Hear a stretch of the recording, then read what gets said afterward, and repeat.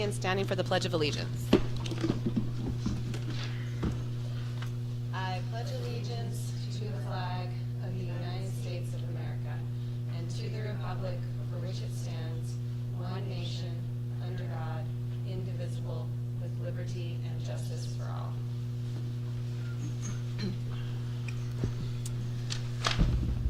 All right. Public comment will occur during the public comment portion of the meeting and is done via raising your hand remotely or in person. During public comment, once acknowledged, please state your name and ward so it can be included in the minutes. Please limit your time to 3 minutes, and public comment is governed by policy BEDH.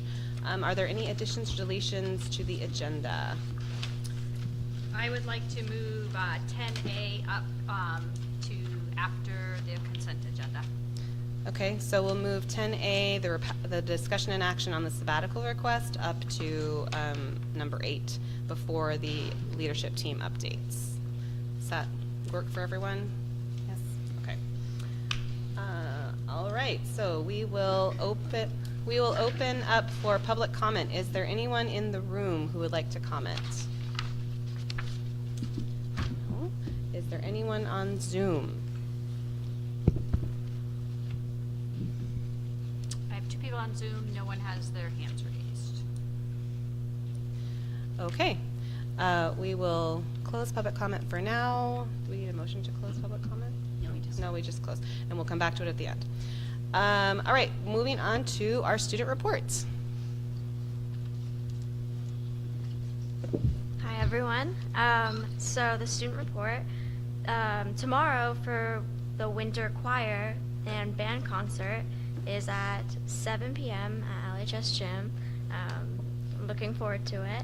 And then yesterday and on Monday, boys and girls basketball had their rival game, Lebanon versus Hanover. They were both very good games. We both fought very hard. For student council, we're in the midst of planning for Winterfest, which is the day before winter break, where teachers plan fun activities for the students to do. And there's also a talent show too, so that will be fun. We also got local businesses to donate food for us, so thank you to whoever did. And then we have reserved the gym for March 29th for the winter formal. Next year it's going to be more of a winter formal. This year it's moving closer to the springtime. But yes, I'm excited for that. And we are also planning for Wellness Week, and we are partnering with Dartmouth Health this year to bring Think Fast Interactive to the whole school, which is a game show styled assembly where students will learn about safe driving, so that's good. Great. Does anybody have any follow-up questions for Nora? I was going to ask you a question and it just left my brain.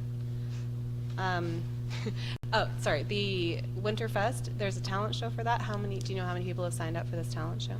I know that there are a few, I think there are classes that are also signing up. So Miss Bennett's class, for their Shakespeare class, they're doing, I think, 6 songs, I think Christmas related or so that'll be fun to watch.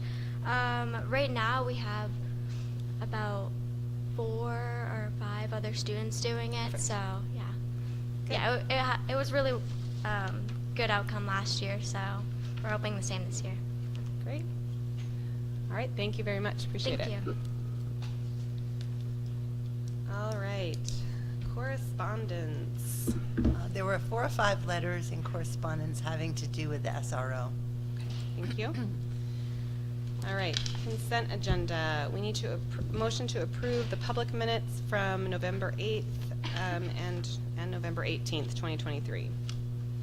I'll make a motion to approve the public minutes from November 8th, 2023. A motion by MJ, second by Steve. Are there any corrections, deletions to the, go ahead, MJ. Under 6B, I think it's the last sentence. I think it was supposed to say they will have a conversation with principals. It says they'll have a conversion. They might be converted. Sounded exciting, but I don't think that's the word we want.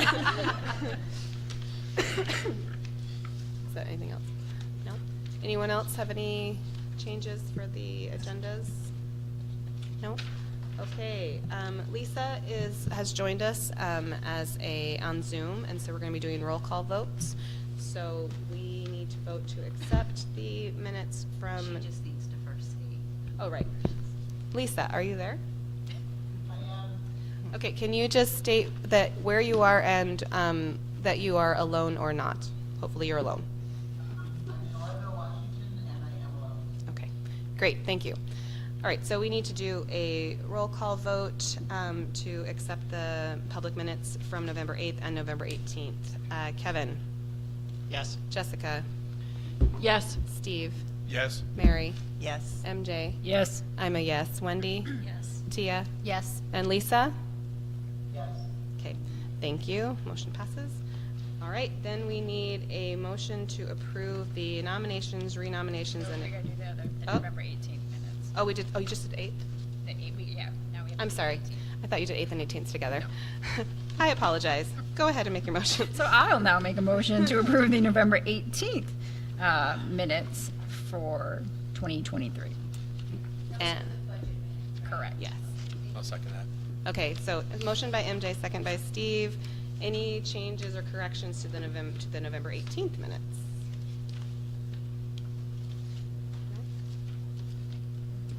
Tyler's name is wrong. Oh, I think you just got Tyler's name wrong on the third paragraph under 5B. It says Tyler Shea. Any other corrections? Okay, so we will now vote to approve the November 18th minutes. Kevin? Yes. Jessica? Yes. Steve? Yes. Mary? Abstain. Okay. MJ? Yes. I'm a yes. Wendy? Yes. Tia? Yes. Lisa? Yes. Okay, great. Motion passes. Thank you. Now we'll move on to the nominations and renominations and acknowledge resignation and retirement. So first, can I get a motion, and then we'll talk about the list.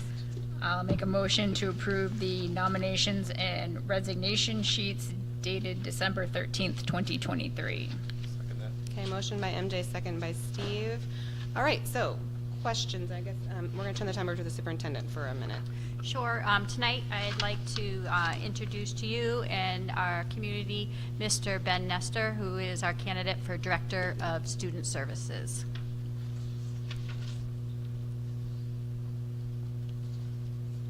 Thank you for having me.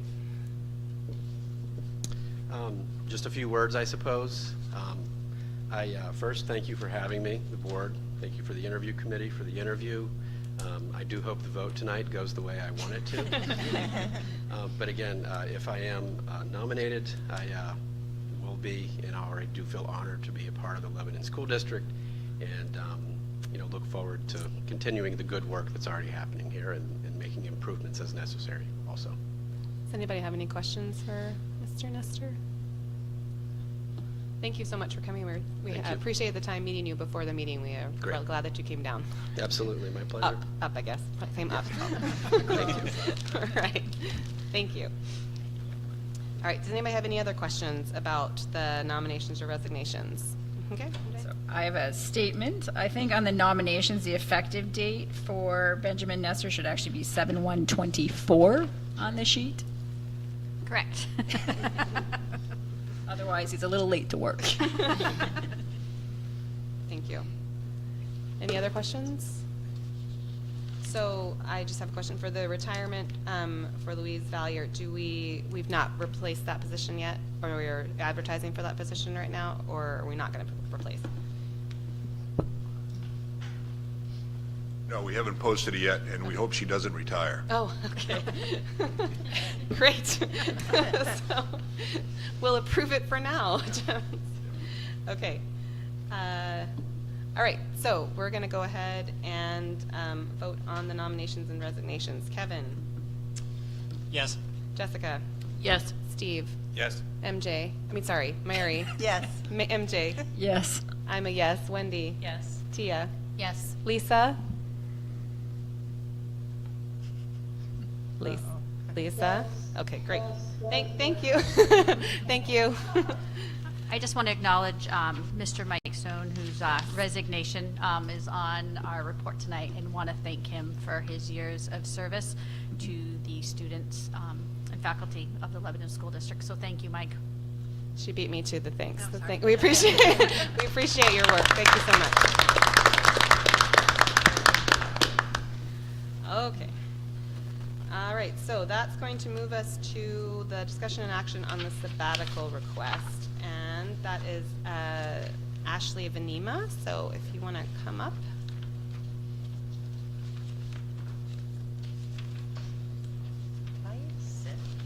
If it's working, you can.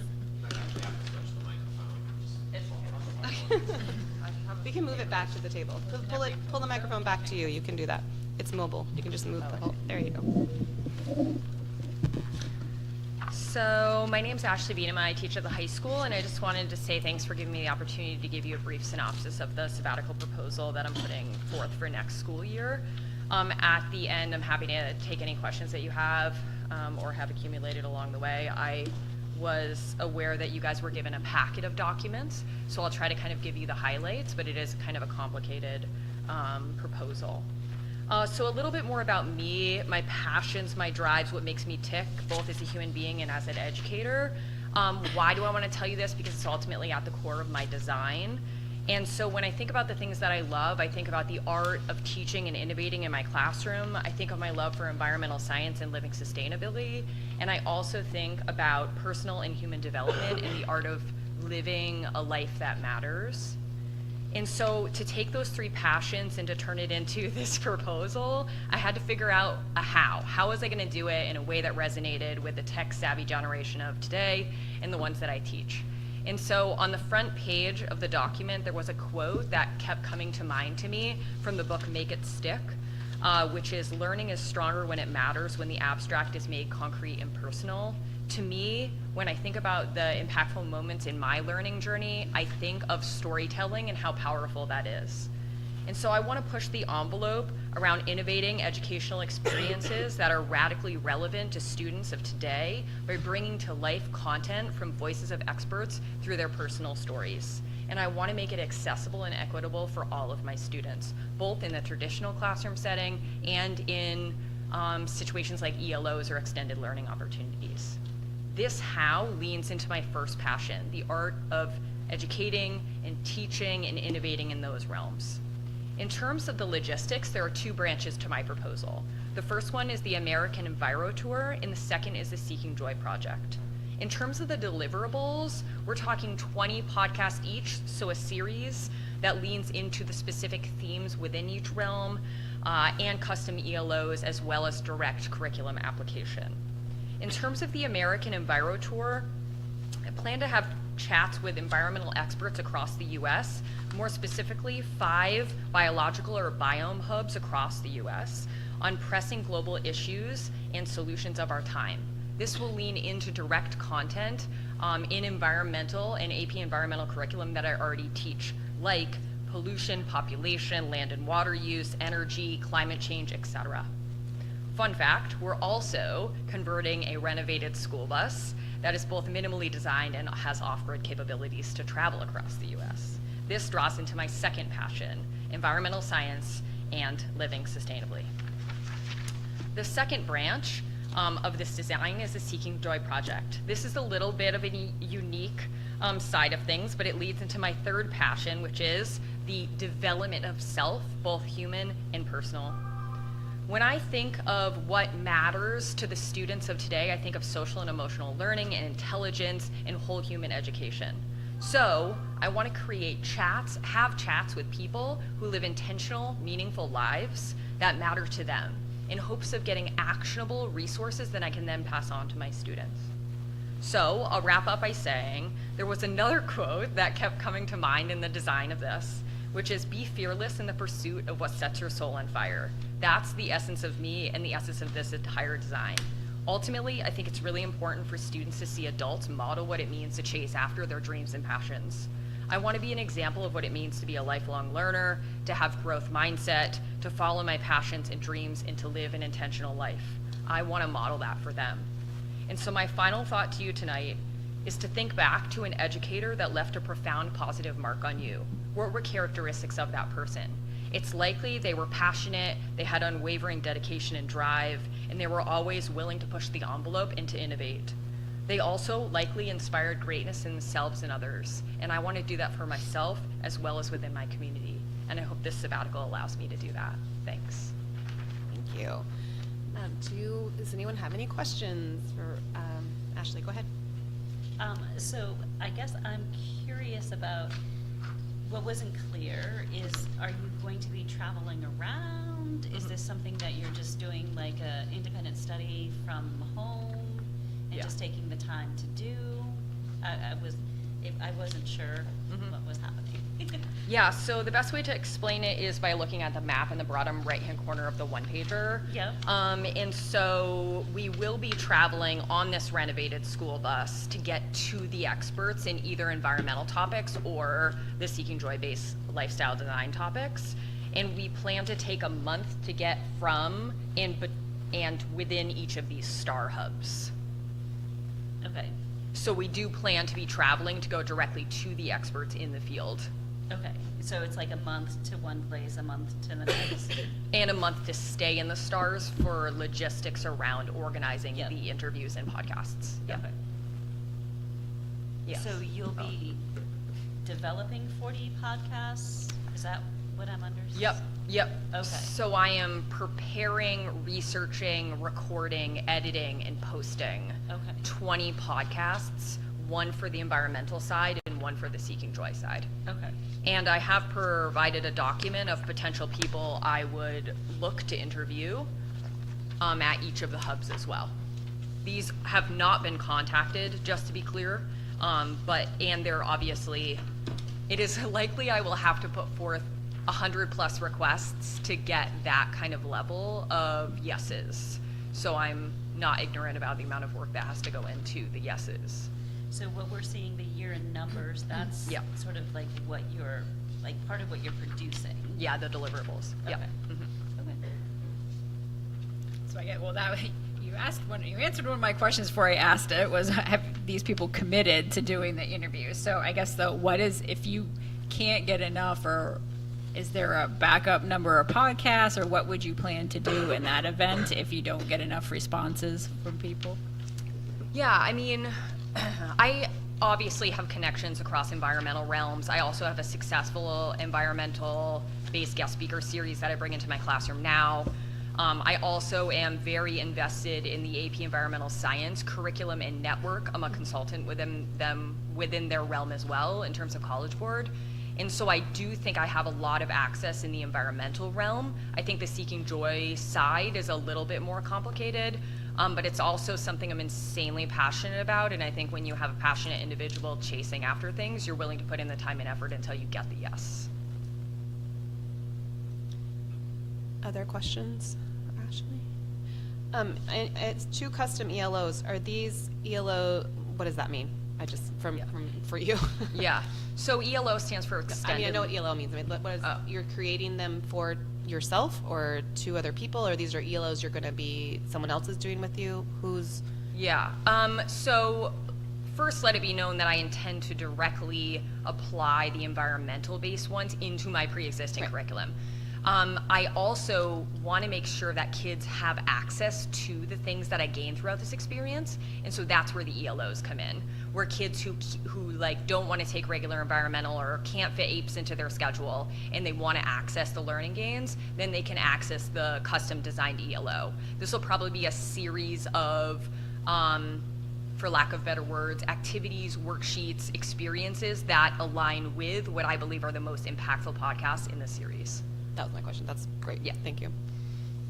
So I have just as a comment, I think the proposal, the way that you organized it with the Seeking Joy and the American Environmental, it actually took me a while to figure out that this was not a pre-designed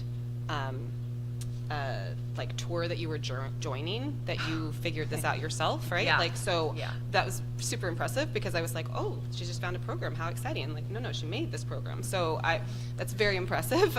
It looks super professional, and I appreciate the thought and the care that has gone into how you presented this. I think it's very, very well done. And if this is the kind of stuff that happens in your classrooms, I'm also think that that's excellent. So good job there. And then my other comment, I really appreciated that you had students that were writing letters of recommendation for you. I think that was very helpful as well, to see the student perspective and what they understood was happening and what they have valued from your coursework thus far. So I commend you for that as well. Thank you so much. Any other questions? How do we get to listen to the podcast? Right, that is a good question. Yeah, I mean, Subscription. I Behind paywall. it's likely that I will make them public, although I'm not sure at what point. I also plan to put all of this on social media, so the journey will be able to be followed by the community as a whole. That's at least a preliminary thought at this point. And this is for next academic year, and so we will not be doing AP Environmental Studies next academic year, or is someone else going to be teaching that, or what's? The logistics around how I would be replaced is, Right, so I'm just asking Yeah. a general question. So this budget that you're proposing, you're looking at, has Ashley's salary in it and 2/3 of her salary in it. So course. basically, the budget has money to hire someone in her Perfect. place. Great. I think just for next time, if this Yeah. sheet Yes, can be filled out. It was, It was filled out. We just Ashley don't did have fill that out. It just, blank one did not get included in the packet. So our teacher did do that, though. The assumption was. Yes. Right. Anybody else have any other comments or questions for Ashley? I think we had talked about it the last time we'd approved one of these, and I don't think it actually has happened yet, but I would like to have a report back if we approve the sabbatical, to come back and know how it went, because I do think it's a very ambitious initiative, and I too am impressed with all the thought that has gone into it, and it would be nice to kind of have some follow-up and see how it went and how it's now will be used in your classroom in the future. yeah, I'm also hoping you can follow along the way. But Maybe you'll have to anyways, get Ian to include a little something in the weekly. That's a good point. I don't think he Where heard is that. Ashley now? All right. Make sure you get AAA. Could you, I'm just, again, I'm not familiar. Can you clarify what is an ELO specifically? Like extended learning opportunity, right? But what does that mean? So it's a class or a non-traditional class that allows students to access educational experiences in a way that matters to them. In this case, it would be more designed around accessing the podcast outside of the normal school hours in a way that's meaningful to them, maybe through activities or worksheets, conversations with me, etc. It generally does correspond to credit as well, like an elective-based credit. So it's like podcast plus some Yeah. worksheet. Complementary, yep. And they're individually designed, so there's not like a format for what they look like. Sure, sure. So students can, there's a very wide range of what can be done. It's And a I part of did- our program of studies as well. We have many extended learning opportunities going on at the high school currently, so it's a great program. So I have a question about the bus. Are you designing and working the bus, Yes. putting it yes. together? 'Cause Currently, my son-in-law did that, and they went 10,000 miles in that bus. yeah, I think this trip is Cross country. projected to be 19,000 because we like tracked it more kind of in detail than what's shown here. Yes, it is spray foamed. The walls are in. It's currently in Michigan because my husband's dad is a master carpenter, so he's like making our couch, putting it in. But yes, Will it use veggie oil?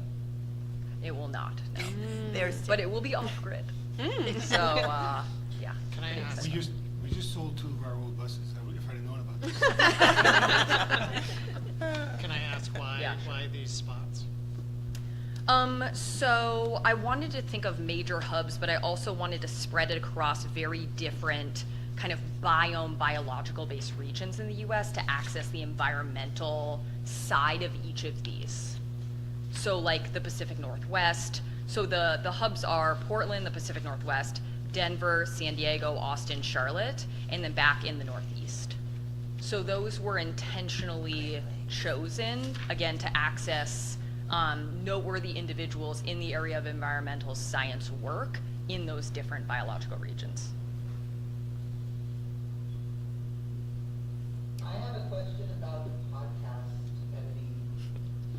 I'm just wondering, are you going to put a studio in your bus?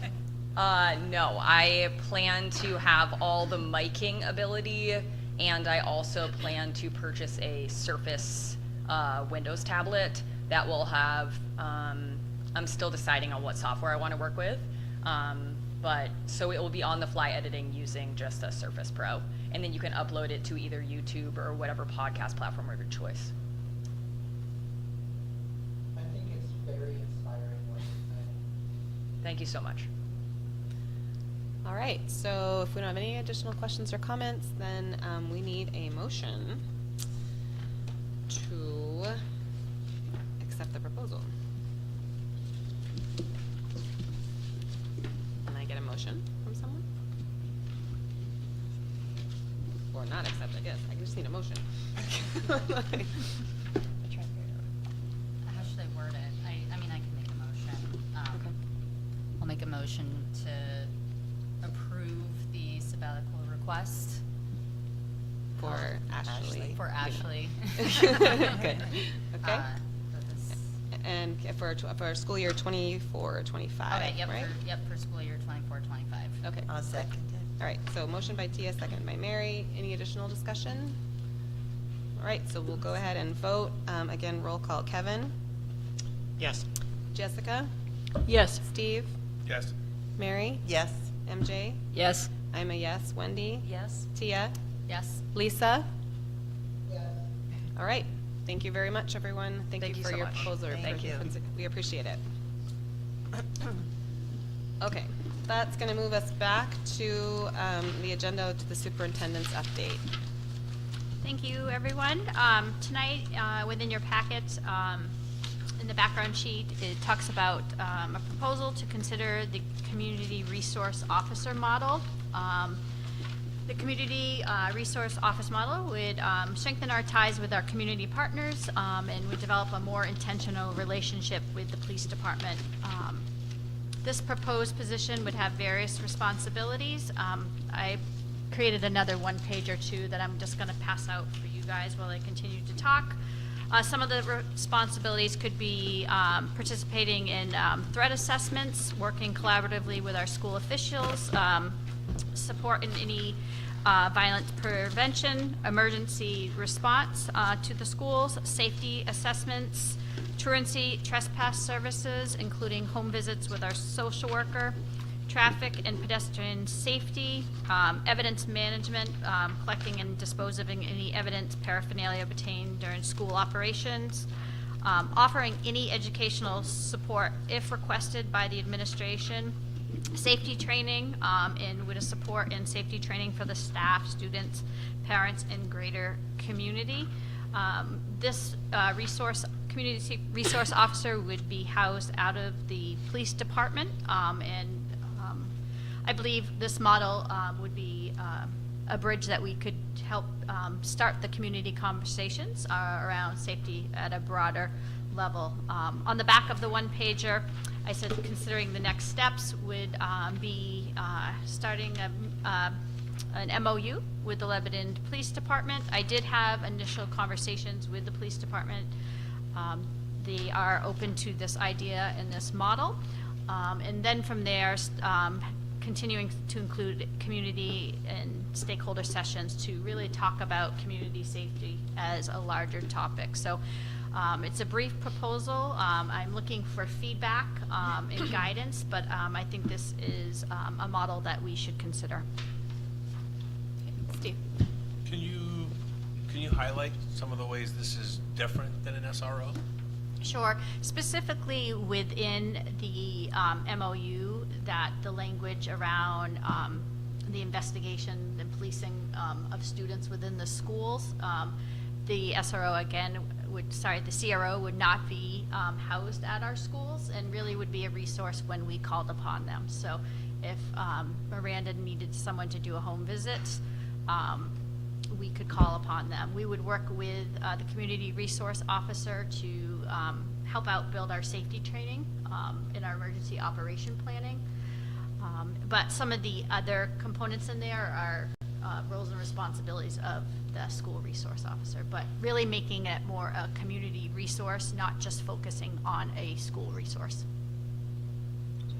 So is the vision that the community resource officer would be one dedicated person at the police department, or would it just be a job title to be shared by several different? The models are out there. I included some links. As usually some of them have multiple, some have one. One of the issues that we had talked about is making sure we have trained people to respond to schools if we needed to call upon them, because that it really is important that if we have to make the call to bring a police in, that they have experience working with students. Jessica. Yeah, I think first of all, I think it sounds very interesting to me as a way to move forward that may address some of the needs and concerns of the staff and the community, I guess. So interesting. I guess to me,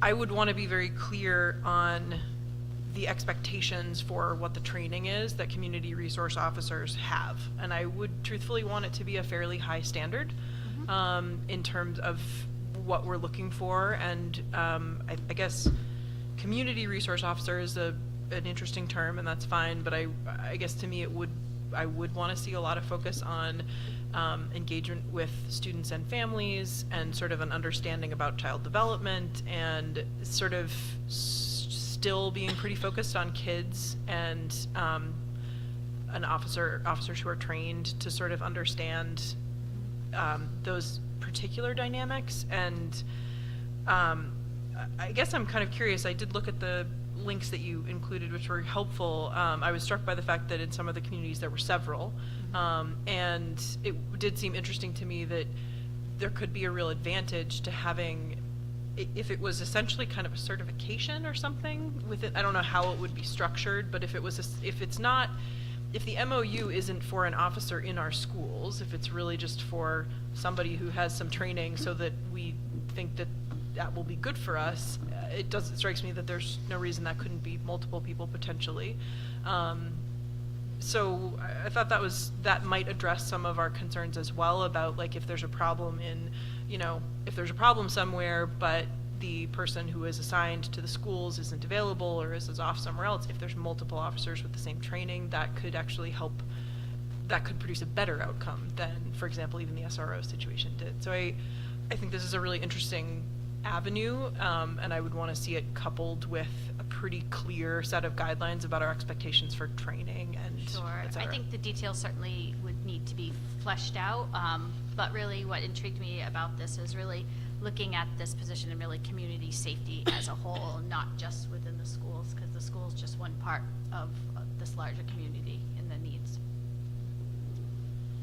Tia? So I noticed in here that you have threat assessment, and that is preferable to a risk assessment.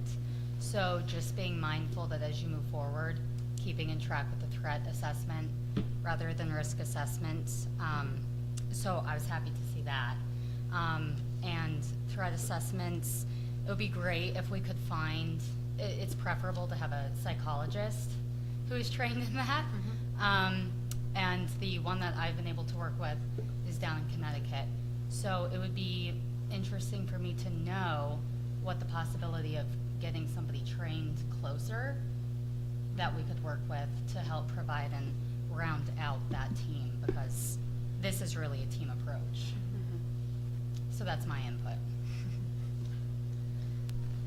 I think what I like about this is that in some of the stuff that I was reading, where school districts transitioned from an SRO model out, what they lost in some of those situations is the direct link and sort of collaboration with the police department. And I think our discussions indicated that we still want some kind of relationship that is collaborative and supportive and appropriate training and those kinds of things. So I think transitioning to some type of model that still provides a framework for our relationship with the Lebanon Police Department is helpful for everyone. And sort of understanding our need, like we don't have the direct need to have somebody within our buildings in the way that our SRO is currently, but like how do we still work together, and there are some essential needs that it would be helpful to have them as part of our safety plans and stuff like that. I think sorry, I'm Go ahead. being out of turn. I think it would be helpful to have multiple police officers trained with that, because the police officers in LPD make enough domestic, the domestic calls. They go into homes with children, with things happening, domestic violence, anything. I think that it's just a good idea to have more than one officer competent in working with children in general anyway. So if this helps provide that framework and support, then I think that that's great for the community anyway. I think that would be something that we would need to communicate and have that conversation with Right. the police department. Being able to have someone access that school if you need them, if someone needs them, I think is really important. And from what I heard from our community members, they want to make sure that they still have that access to the school. And I think within this model, that safety training is really important as we continue to build out our emergency operation planning and training and that continuous work that our building leaders do all the time. Yeah. Oh, sorry. Go ahead, Steve. This question may be a little too early, I don't know, as you just start to formulate this plan and figure out the details, but how do you envision costs associated with this occurring? Who bears those costs? What share do we have? Are we paying for the training? Or Sure. Within this budget proposal, I know last time when the SRO funding was removed, I asked for that money to be set aside in contracted services.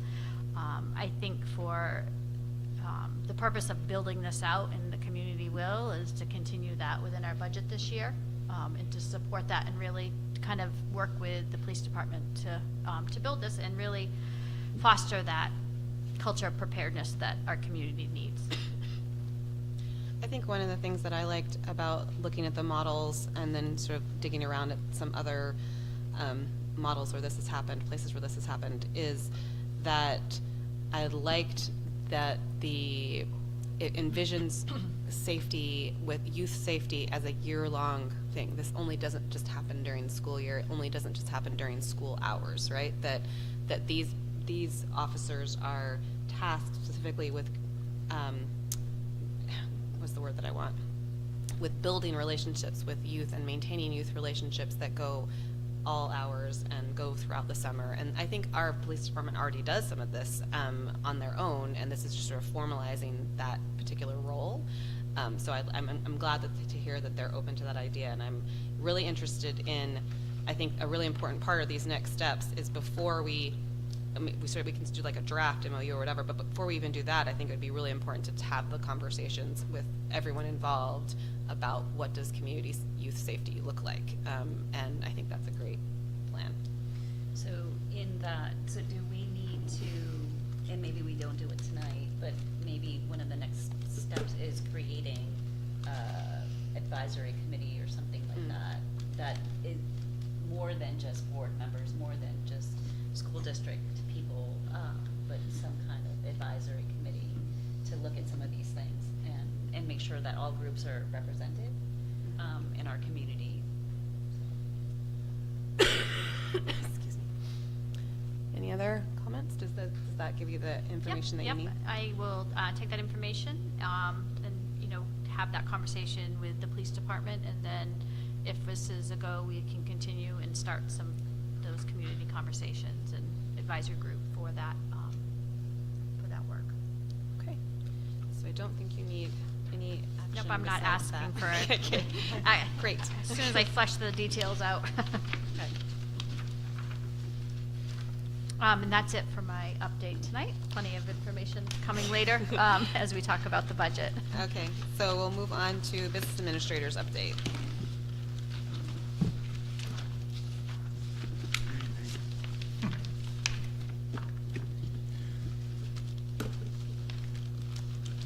Sorry, packet is thick.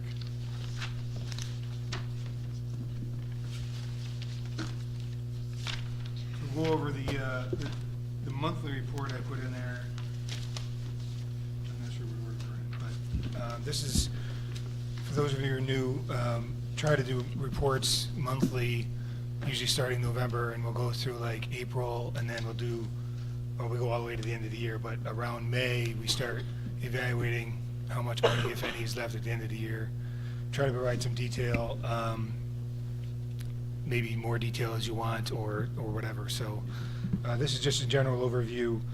As we get further on, I'll start showing some, subs and paras as far as athletics, substitutes, teachers, some of the sort of spending versus those lines. We'll probably start that next month with the December report.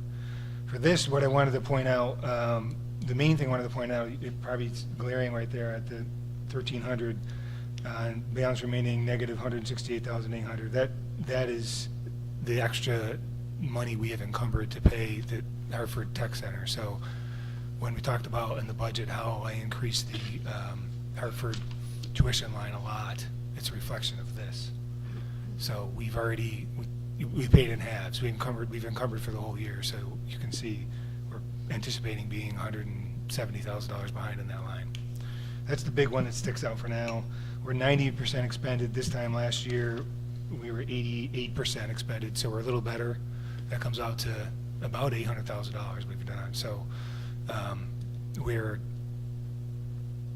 I think, better expended as far as being better where we should be. It makes me a little nervous because I'm used to having bigger numbers early in the year, but I think we'll be okay. So you'll get another report the first meeting in January that shows through December. I would say that it's not really reflected here. Our GL's in pretty good shape, but we're still finding that recovering from this cyber attack is unbelievable. So like even today I was making adjustments to the GL, which probably aren't significant that you'll notice. But Tim, aren't we supposed to refer to that as the incident? The incident. The Sorry. incident. Yes. You're correct. It's the incident. Thank you. Sorry. Anyway, things that weren't booked or booked in the wrong spot, or we opened up new bank accounts, and the old ones we thought we'd have closed by now, but we can't because of things coming in, and then a vendor will give us a credit back, and then it'll go in our bank. We'll put it to the old account. So it's a fun time. But it's probably just top of my mind because that's what I was doing all afternoon with Barbie. Poor Barbie. Hopefully she'll run. Please run again, Barbie. But I welcome your questions. You'll get a better picture as you start seeing these more, and there's a little more detail I can dig into. But it's early on, and this goes through from July to November, which is really September, October, November. What's the other thing? I feel like I'm supposed to. Construction. Yeah. MJ Can I has ask a question on this one? on the monthly first before you go there. So he's not paying any attention.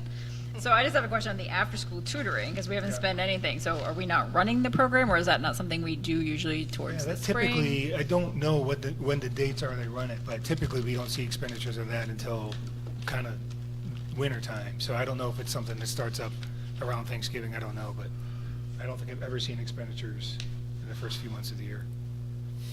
And then in COVID, there was 2 years we didn't run it, so that messed everybody's. We have a leadership meeting tomorrow.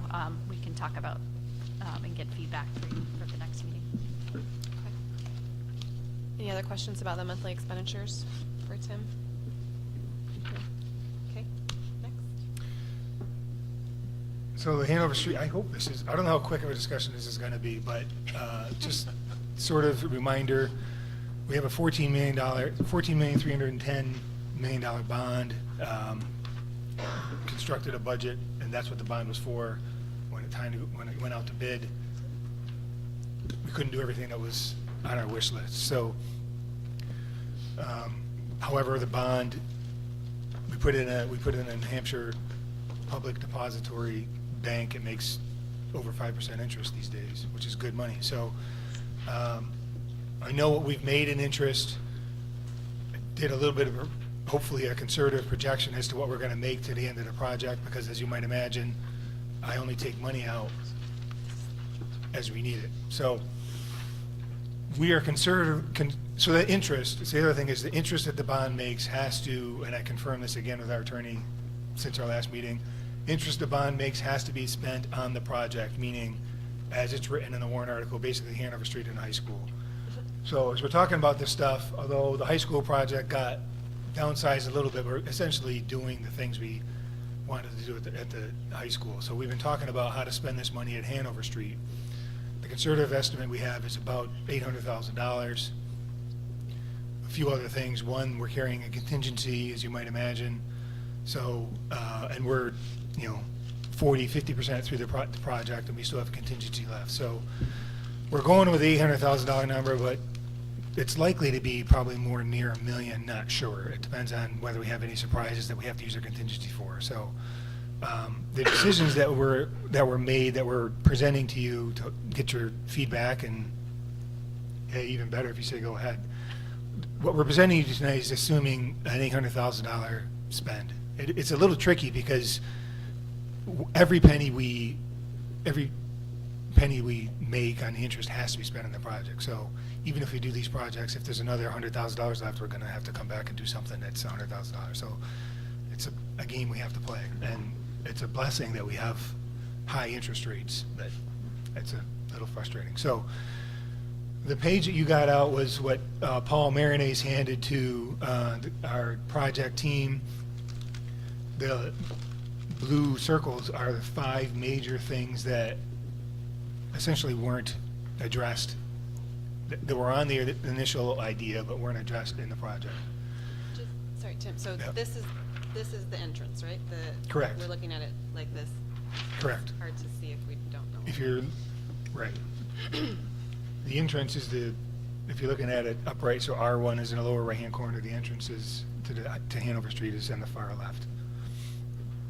So that's the entrance. I probably could have numbered them. That's the entrance, that little square to the top, that's circling the blue room, nurse's office, basically. The long rectangular down towards the bottom, that's the whole special services suite. The square right in the middle, this is like a geometry test. The square right in the middle is the library, and the circle at the end is the stairwell.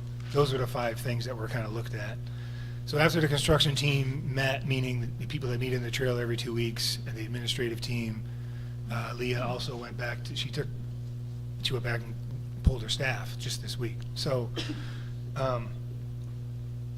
based on what we think is best for the students and what we can afford, what we want to tackle is the nurse's office renovation. And we want to do these we're going to give you 3 things that we think we can do all 3, but we're going to prioritize them just in case we run out. So number 1 would be nurse's office renovation. And I don't have set costs on these. This is the thing, is that we need to get, hey, Paul, go design these so we can get real prices. But we think we'll be able to do the nurse's office, the special ed, the special suite, all 3 of those rooms.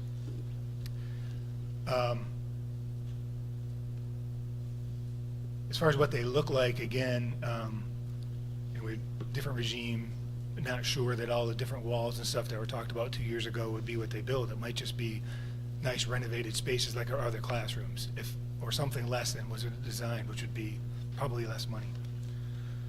And thirdly, is not on this list. It's kind of it's a curveball, but they made a good case for it. Is that the staff at Hanover Street really, and the administrators support this, really think that the rest of the money is best used. We can't do the library is already well over $1 million, for example. The front office is well over $1 million. So those 2 things are kind of off the table. Plus, the general consensus is the library is actually pretty nice, and considering we're not even close to being able to do that, really the best thing to do is actually renovate all the bathrooms on the first floor and the second floor. if you're on the second floor, those bathrooms aren't ADA compliant. It would actually involve going into the space next to it that used to be a closet and now is a classroom, but it's really a closet. So these are really just conceptual, as I say them, because he's actually in his office this week, kind of coming up with a plan for that. But renovating those bathrooms, because there's ADA issues and space issues, could be pretty expensive. But we do think that we're starting with the nurse's office, then the special ed spaces, and then probably enough money to do other bathrooms. We wouldn't present it to you if we didn't think we could. But we're trying to assure you that the bathrooms are the third thing we would try, not the first. And I guess we're asking for your thoughts. Tim, those bathrooms are on the CIP? Yes. Are on All the plan, bathrooms are so on the CIP. There was they were designated Right. to be updated at one point, so. And without getting too much in the weeds, it gets a little messy because, like the upstairs bathroom, they're not ADA compliant at all. You could probably give a facelift like new tile and be fine.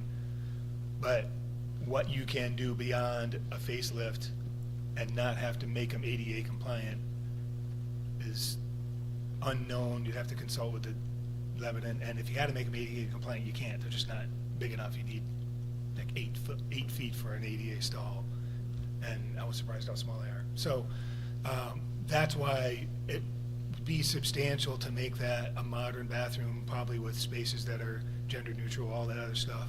I mean, that's all in the details as far as when they work on some plans, but that would be the third thing we try. Didn't see a lot of value in moving the staircase as far as student help.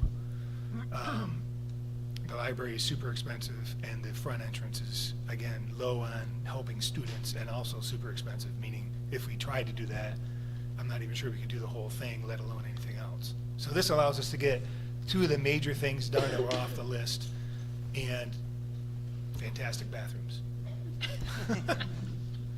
Sir? So the numbers that are on this diagram, like where it says nursing expansion, 200,000, or the special services, 710,000. That was the old numbers. They're going to be lower now? Well, you're saying that the special services suite could be lower because it depends on what we decide to, Right. what renovations happen. If you think you have 800, I mean, those two amount to over 9. Well, that was right, but the special services also included moving some classes over to the room across from the library that's not circled. That was kind of all one big project. The special services now, what we're talking about is renovating those spaces somewhere around, what do we renovate a classroom for? About $100,000. So it would probably be around $300,000 to renovate those spaces. That seems a lot more probable. So Right. this document is from when? That was, A long time ago. well, it says 11/20/23. That's when he drew the circles on it. Okay, so this was like you guys, so he did this, you guys talked about it, Yeah. and it's been updated sort Right. of since then. Okay. Are you done with your question? Yeah, go ahead. Okay, so I guess I really appreciate this. This is very helpful. The one thing that I've been struck by, and I'm curious if you didn't hear this, and I'm not sure who the conversations are that have taken that you've had so far have included, but one of the things that I've heard some about is the entrance issues, and I guess, and I'm a little bit unclear, to be honest, on where we sort of netted out in terms of the entrance. Like when we had our tour back in whenever that was, I don't even remember when we had our May, June, something like that. We sort of like got a little bit of a sense of like what the issues with the entrance were, and they said like, well, we're maybe going to do more than we were originally planning. But so I don't know where all that wound up, but I guess the sense that I've had is that the issues there are pretty substantial, particularly in terms of including like safety issues for people accessing the elementary school from the basketball court kind of at night and stuff like that. So that was on one of the things that some of the staff talked about is making some sort of exterior entrance to the high school through that lobby. That was actually discussed years ago. It's not presented to you because it wasn't then, and it really quite now isn't feasible. That wall's a firewall. There's bleachers all along that wall. There's a width. The width has to be so wide. So if you had an entrance there that came out of that lobby It'd have to be whatever the ADA thing is, which makes the rest of the lobby too narrow. It's just not really, I know that's what they would like. It's not really as feasible as people would like. And quite frankly, I guess I'll just be blunt. So JV and varsity games are later in the evening. The problem that people get worried about is our reserves games that start at 3:30. This year, right now, there are 2 currently scheduled. Mike Stone usually has himself or someone from the athletic watching, at the doors. So the safety issue, it's just not the problem that, look, first, I don't even know if it's feasible. 2, if it was feasible, it would be super expensive because you got to do something about that firewall, move the bleachers. We have, again, the width issue. How would you make the width? Would you go into the office to make the whole thing wide enough to solve a problem for 2 to maybe 4 times a year if there's a reserve team? Some years there's not even a reserve team and the games don't even start till 5:30. So, or something like that. So it just seems to be taking a sledgehammer to a problem that needs a regular sized hammer. That's somewhat my opinion, but also talking to Paul Marinese about the design issues, knowing how many games that actually start at 3:30 when anybody in Hanover Street might still be around. There's 2 this year so far, right? Is there 2 or 4 reserve games scheduled here so far? There's others, but there's only 2 that start at 3:30 during the school week. And, okay, fair enough, Yeah. helpful. I guess the sort of thing behind the question I'm asking is, who has been included in this discussion so far? Like, who has been party to that at this point in terms of this new sort of round? Sure. So, construction meeting is both high school principals. Again, Leanne hasn't played a huge role because we've been talking about Hanover Street, but Leah's been there, Amy, myself, the director of facilities, Steve, and now Dana, Beckman's team, Paul Marinese, and then Leah went to took it to her staff, I think last week, and she did a survey. I saw the survey that came out, so it was some sort of online survey, but I think she met in person, and she sent a prioritized list. Is that, that's, I guess, like. I don't know who she talked to. All of her staff, I guess. I would be very interested to hear a little bit more about like what Leah, do you want to come up and just talk about the yeah, process? Do you mind talking about that Sure. and sort of like what the staff was saying, because it would be great to understand a little bit more their involvement in this, because it does feel to me like we have sort of an opportunity, like we had some plans and then those plans kind of kept getting changed and then we wound up with a different plan, and I think there was some unhappiness with that plan, but we were making the best that we could, and now we have a little bit of a windfall, and so it just strikes me that we have sort of an opportunity to maybe try to address some of those issues, and I think this has been a great process, but also it'd be great to hear from the folks who are there and if they have particular concerns. Yes, so we did, so let me just start by saying, like, this is all really good news, right? So this is just found money where we can do some things we didn't know we were going to be able to do. So, and I think staff viewed it that way, like that was a wonderful staff meeting to be able to start with, guess what, we have some money we have to spend. And then what I did is, like Tim had mentioned, Paul took the old diagram that had some of the areas that you've all seen, and he, inside the blue circles, he took the costs of each of those from way back when they were discussed, so I don't really know all the history behind that. And then he did increase it with inflation costing, so it's not like an old dollar amount, it is a current dollar amount, but it was assuming the full plans. And then said, okay, which of these projects are top priority, what would you like to do? And I said, well, I'm uncomfortable making that decision myself, I'm new, feels like we should take it to staff, find out what they would like to do. So we talked about it at a number of staff meetings, and then I sort of presented sort of a 2-step discussion. The first one was, we can probably bite off one of these 3 things. So one option was the main office. The other option, so for the big ticket, like that would be it, that would take the money. The library, that would take the money. Doing the original plan for that special ed wing that involved all the other parts of the building, or more smaller projects. And by far and away, everyone on staff, the vast majority, gave high priority to let's bite off more smaller projects. And then we listed all the things that we might do, some which were on here and some which weren't, that people had mentioned, things like Do we do a cosmetic upgrade to the front? Do we replace flooring? Do we do whatever? And then we just went through them, narrowed them down to the bulk of them. Then people went down and ranked them for me, not in terms of like top priority, high priority, low priority, da da da da. And the nurses one was by far and away, really no question. I did ahead of time go to each of the people that were directly impacted, like the nurse, what do you think? You know, we don't want to do something on your behalf if you're not adamant that you really need this. We did the same with the library, because that would be beautiful. That would be a beautiful, beautiful library. But the feeling was that the library, at this point, they've managed to make it work beautifully. It's really comfortable, lovely space. And no one felt that that would be like, if that's the only thing we can do, that we would want to do that. And so then they went through and they ranked them, and it was pretty clear. So first priority was the nurse's office. Second priority was dealing with at least renovating 105, which will be one of the special ed rooms of one variety or another. We're not sure exactly which one.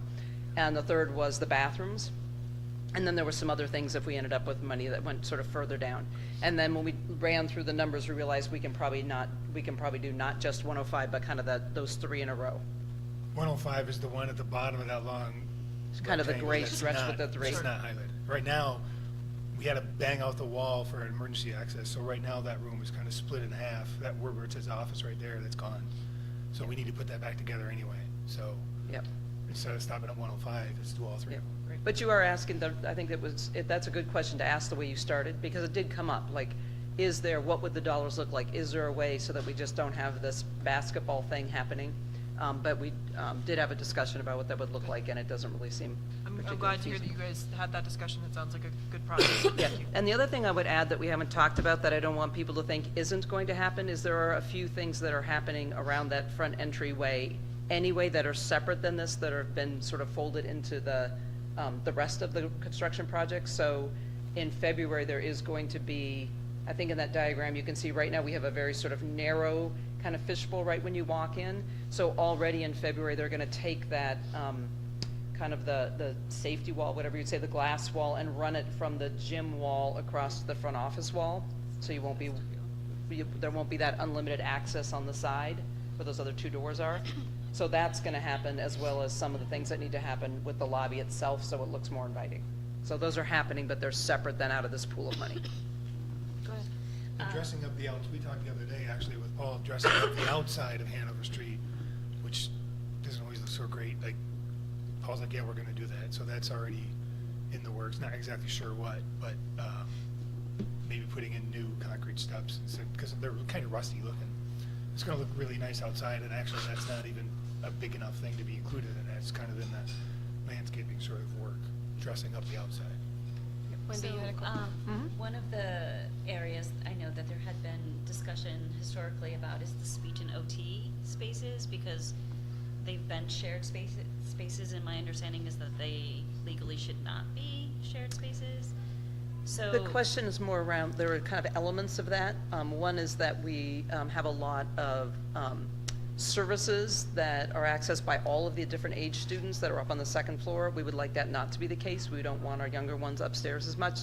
So there's a whole nother set of things that don't involve money, so they're not necessarily on that drawing, that are going to happen because we're picking up the new 4 classrooms. So in general terms, if this helps you picture the bigger picture, those new classrooms will probably be second grade. So second grade is currently like that main strip on the hallway when you walk in. And so then those old second grade rooms will become a lot of the service space we've been missing. Okay. So things like special ed will come down to the first floor, speech and language will come down to the first floor, OT will come down to the first floor. So Okay. that will But fill they'll have those rooms. separate spaces. Those will be in, some of them will be in separate spaces, all in what is currently now the second grade classrooms. Perfect. But that is separate, there's no necessarily money involved in that, that's just moving around since we'll have a little extra space. And we're gonna take some of the more adult things like the staff room and move it upstairs, because They're we gonna could. have a staff room? Yeah, we do now, Oh. but that'll become a community space and we'll move it upstairs, Nice. so. The nurses' room renovation, I do believe requires taking some of the, what we call the blue room, and I think that staff has been using that, so that's, my worry was like, well, what are you gonna do? Can we just move the nurses' room altogether? And that actually made more complications, so there's been a lot of conversation behind the scenes, so the nurse's office will get renovated here, so that blue room space becomes a nurse's office, and whatever the faculty's been using is, she's got it handled, as you just said. The only other thing just to know is the nurse's renovation is what you're looking at is the old one. If we're going to do it, we're probably going to, it'll all be ADA compliant for her bathroom. And we'll probably also try and make that work for a shower, because we have some students where that would be really helpful. That's good. Thank you. Do people have other questions for Leah while she's here? That's really helpful. Appreciate that. And Thank really, you. and I thank you for having talked to the staff too. I think that that's really important, and I think that that is a very systematic way of having talked to them. So I appreciate that as well. So thank you. Thank you for coming, because I was Yeah. like, I'm not going to be able to hear. If you have any other questions, I spent a lot of time looking at plans. Thank you. And the cafeteria that's being built, is it as big as it looks from the outside? It looks gigantic compared to. It is quite large. Yeah, it is funny you say that, because the people in the building watching it build keep asking me, am I sure all the tables are going to fit in there? It looks tiny. So I was like, I think it's perspective. So all I know is on the drawing, assuming it is to scale as it should be, it does look, it should work pretty well. Nice. So, thank you. Thank you. All right. So, do we have other questions for Tim about do this? you need a motion, or do you want at least a head nod that we agree with the priority? Yeah, I was thinking on the way over here, like, is there a requirement to have a motion? I don't believe so, but I do at least need a head nod, because I want to tell Paul, go get prices on these things. That's what he wants.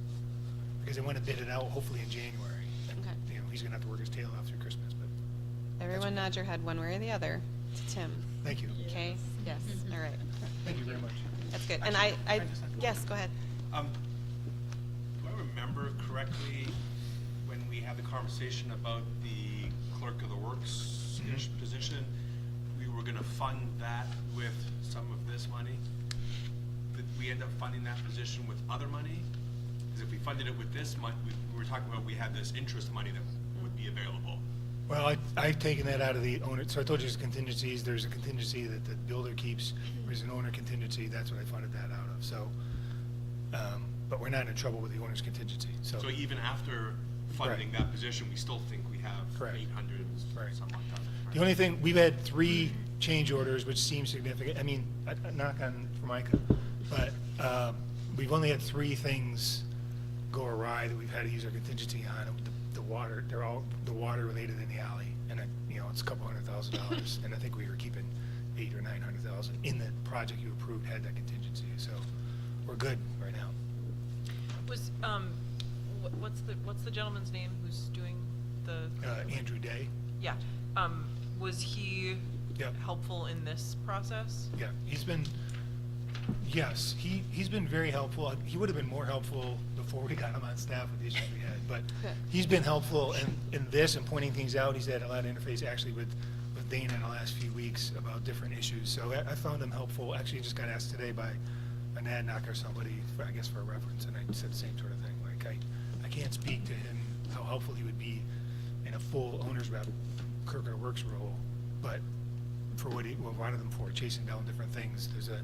There's a thing about water lines going on that we're pursuing, like he's chasing that down the pathway, so, which is separate from this, part of that contingency would be, we want to reroute part of the water line. That's boring, but turns out the water line was I know, it's boring. was You know, you have- run underneath the building. I don't know why, but we want to move it away. And so he's chasing down the pathway, he's getting quotes, and it's not big money, but things like that. So money well spent. Good. Yeah. I'm glad we're doing that. I'm glad he's been helpful. Okay, this sounds great. I think you have a nod from us. Thank you. I like the fact that it's prioritized. That is a good order of priority also. So keep that in mind as we go along, depending on how costs come back and changes come back, and we'll see. But I think that's good. Great. Okay, great. We are going to take a 5-minute break. We will be back at 8:15. Oh, 7:39. I'm at the wrong clock. What was that clock? You know what? I just am still coming over from, I think, we're not taking a break. We're moving on. It's only been here for an hour. All right. We're going to go to break. There is no break. We'll come back at 8 o'clock. We'll take a break. I know. I'm so sorry.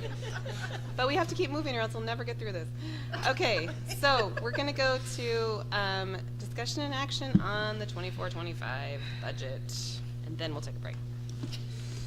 All right, included in your packet and was emailed separately to you is the documentation about our leadership team meeting in the considerations that you asked us to look at. We were tasked between creating balance and parity between our 2 elementary schools and to look at all of our retiree positions. Also during that time, we had to review our program offerings to comply with the least restrictive environment as outlined in the Individuals with Disability Act. We currently have several students who are requiring more support, but we do not have any in-district programs for these students with behavioral issues in a self-contained setting. Our intensive need program is housed currently at Hanover Street School, but we need an additional intensive needs program. And there is currently a lack of out-of-district placements locally, and as you know, those placements are very costly. Ideally, this program would be located at Mount Lebanon Elementary School, but we came across there is a lack of available classroom space. So after analyzing all the data, the leadership team has proposed some shifts, so we're making sure we're meeting the needs of all of our students while maintaining our quality education. So these are the additional proposed shifts that the leadership team is recommending for the budget. Eliminating the LMS hallway cameras. We proposing that because we are putting them in an alternative funding source. So we want to remove them for the budget.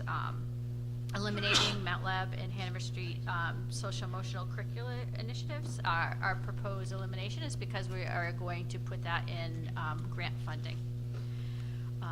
Eliminate 1 Hanover Street classroom renovation cabbage seed project, and we're going to shift that bond surplus to cover these expenses with the expectation that our long-term plan for classroom renewal remains unchanged. So I would just say as a caveat, as we just talked about, so that 105, 106, 107, that renovation right there, that would take care of this. So, I mean, it's 3 new classrooms in 1 year, so it's great. So that was a great idea, I believe, by Principal Whelan, who said, hey, you know, could we include that in there? We're recommending to not replace the Lebanon High School guidance administrative assistant who is retiring. Lebanon will retrain one of their current administrative assistants, and they feel that this is feasible. Do not replace 1 FTE of the 2nd grade at Hanover Street, and that will, in the back here, you can see the class sizes. So Principal Whelan has said that these classrooms will still have 1 para per classroom, and the class size of 20 has worked sufficiently at the grade level and pass. Do not replace 1 4th grade teacher at Hanover Street, and we're going to shift 1 teacher from Mount Leb to fill that Hanover Street position. That decision was made by both principals, and that will put the 4th grade classes at both school at 20. So again, getting that equal balance and parity. This will also open up that classroom space at Mount Lebanon for the intensive need program that we had talked about. So then going to add the intensive needs program, this will be cost neutral as Ms. Roach has staffing for that now. We're also proposing to not replace 1 FTE of the Lebanon Middle School Digital Communication and Citizenship teacher who is retiring. The middle school administration felt that this was certainly doable. It will give us an opportunity to look at our current offerings. There is 1 caveat: if the planned retirement is rescinded, we will have to place that teacher in another position. That teacher holds several certifications at this time. Adding 1 paraeducator back to Hanover Street School, and we did that because the class sizes of Hanover Street will be 20, again with the parity and equity of Mount Leb, and then proposing a 0.6 FTE LPN to response to the nursing needs of our students. the bottom of the chart, you will see that every option that our group considered, it was a really productive meeting, and I want to commend our leadership team who looked at every option, looked at the potential impact that it would have on each school, the students, the budgetary impact. So as you can see, there's things that we had considered, but we were unable to do, like moving lines for designated elementary schools. That shift would really only affect 5 students, so that really would not have enough impact for us. We are proposing to keep the retiree and replace the Hanover Street retiree in kindergarten. And that was largely, we don't want larger class cohorts in kindergarten. That would have a negative impact on student learning. Also, we considered not replacing the librarian at Mount Leb, but that is a necessary position. It's required by law. And we considered not replacing our extended learning coordinator, and that is also a necessary and very impactful position that we do not want to go without.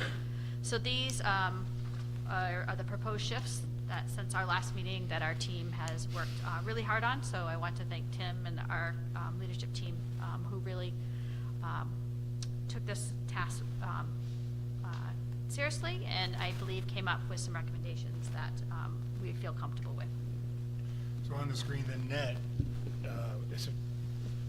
what we propose to you reduces 592.8, but adds in 67,000. So that's where the net of 525 comes from. So you'll see the yellow box is what we talked about on the 18th, and it was $1.72. This whatever color I just picked, this peach box shows what we're proposing to you now, and a tax rate increase of 153. So we hope you like it, but that's where we are. All right, we have questions. Go ahead. MJ has a question. MJ wants to go So, first. Wendy always goes first. I want to go first. So I'll give the softball question, I guess. So the LPN, where would that person be housed? At a particular school, at the SAU? It says for additional response to student needs, but I don't think we've figured that out yet. Speaking to all the nurses and the increase of student needs, it would be shared. There's a lot of extra paperwork that we have, and an increased number of English language learners to our district. So they're spending more time getting immunization records translated. So I anticipate this person floating between 4 schools. A number of years ago, we had a nurse supervisor, for lack of a different word, that was an RN in the teacher's contract. And she, I don't know where her office was, maybe at the high school, but she had the same sort of responsibility. She retired, and it was an opportunity to save it. There's obviously an RN is in the teacher scale, so this is an opportunity to do some of the paperwork, some of the ordering that has to go on. So it's not really that level of a job, but it would still be nice to have something that's not, because the nurses daily are trying to serve students' needs, and they have to keep track of paperwork and stuff. So And we have increased our sub-pool for nurses, but it is very challenging for them. They feel guilty to take time off, much needed time off, and then if we can't find a nurse, that nursing responsibility goes back to the building principal. LPN is actually, there's a whole scale for it in the LSS contract, so that's what this number is based on.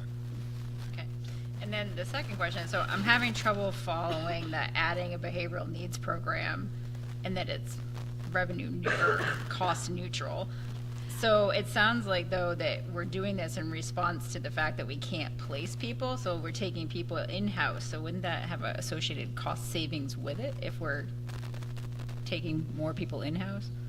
I think These are students that they're currently in-house, that they're not successful in their current programming, and they need more supports. So these aren't ones that we'd be looking to move back at this point. So we would be looking to build this program. Katie has a designated staff. We have the paraprofessionals that are currently assigned to these students. So those students would move, those paraprofessionals would move into that program. you have a behavior teacher on staff, right? Yes. So this is really just sort of relocating him to a central spot, or, like, I don't know if you can explain it. Do you want to come up? Yeah. There's a program. Do you want Get out of it. I panicked. I'm like, I don't have that teacher in the budget, but. We do have a behavior support teacher that is certified as a special educator with all the different certifications that go along with it, and my plan would be to having her oversee the program, and then when we talk about certificate, you can do the DOE approval part. You want to talk about that? Sure. In order to have this program, we have to go through a process with the DOE, so it has to have a certain kind of approval. We have to have a conference with them, and then they will release the application to us after they've decided that it's worthy. And then we fill out the application, submit it. We usually have another interview, and then they approve it or don't approve it. In terms of funding, and I think to address the question about bringing students back, right now we have a population that we can partially populate this classroom. We have a couple kids that we also know are coming in, and the next level would be looking at students who might be placed out right now, but the cost of placing these students out far outweighs the cost of shifting to using the behavior teacher in a different way.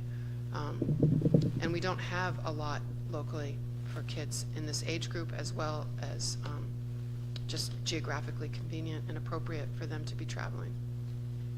So if it's determined that there's a child at Hanover Street School that, like, yes, it's another intensive needs program in a way. Legally, it's called a self-contained classroom. So our intensive needs profile at Hanover Street is different than the profile of the students that Katie and others are currently identifying. They should not be together in the same classroom. It'd be a different approach for each group. Yeah, but it would be a district-wide. Yes, yes, Okay. oh yes, same thing, same idea. Okay. Because now we do have some kids go from Mount Leb over to Hanover Street, yes. So it's cost neutral because I think what you just said really hit home to me. It's really using a current staff member in a different way. Yeah. It's a real program because it's authorized by the DOE. Yes, it has to be approved. Yeah. Exactly. So Yep. it is keeping a district program at Mount Leb. It's building internal Building it, capacity, right. absolutely, Yes. yes. Okay. Yeah, which is what we want to do. It's been my dream for like 3 years. So following on that, though, so then who will fill, or will she fulfill overseeing this classroom and her current duties, or can someone backfill, because that's the Cub Care Yeah, that teacher, is right? Cub Care, you're right. I think what we would do is there would be a lot of planning that would go forth. She would be the primary teacher in it, and then we would have the paras that would help support.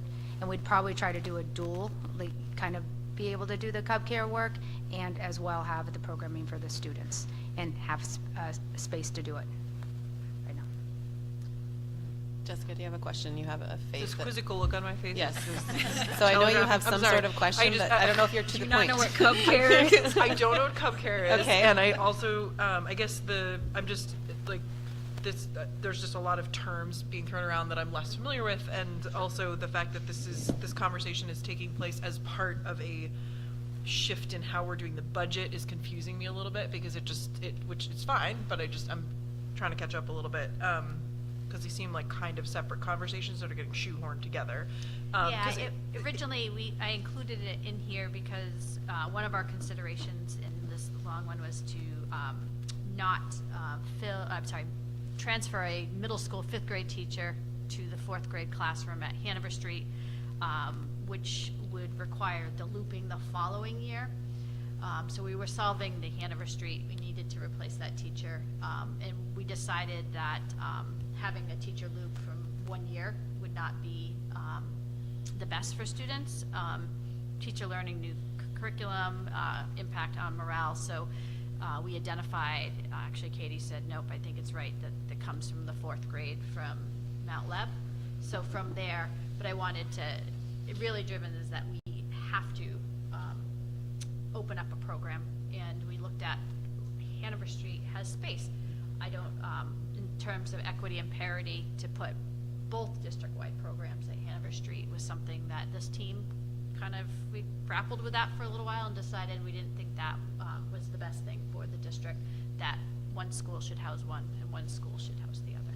Besides, you would say, well, what are you going to do with that empty 4th grade classroom at Mount Leb? Well, this is what we're doing with it. So, okay, so I'm just going to ask a couple more questions and I'm going to stop. Intensive needs program at Hanover Street School. Can you just describe that to me briefly? The intensive needs program, that's the name that this district gave the program. It's a self-contained special education classroom. Okay.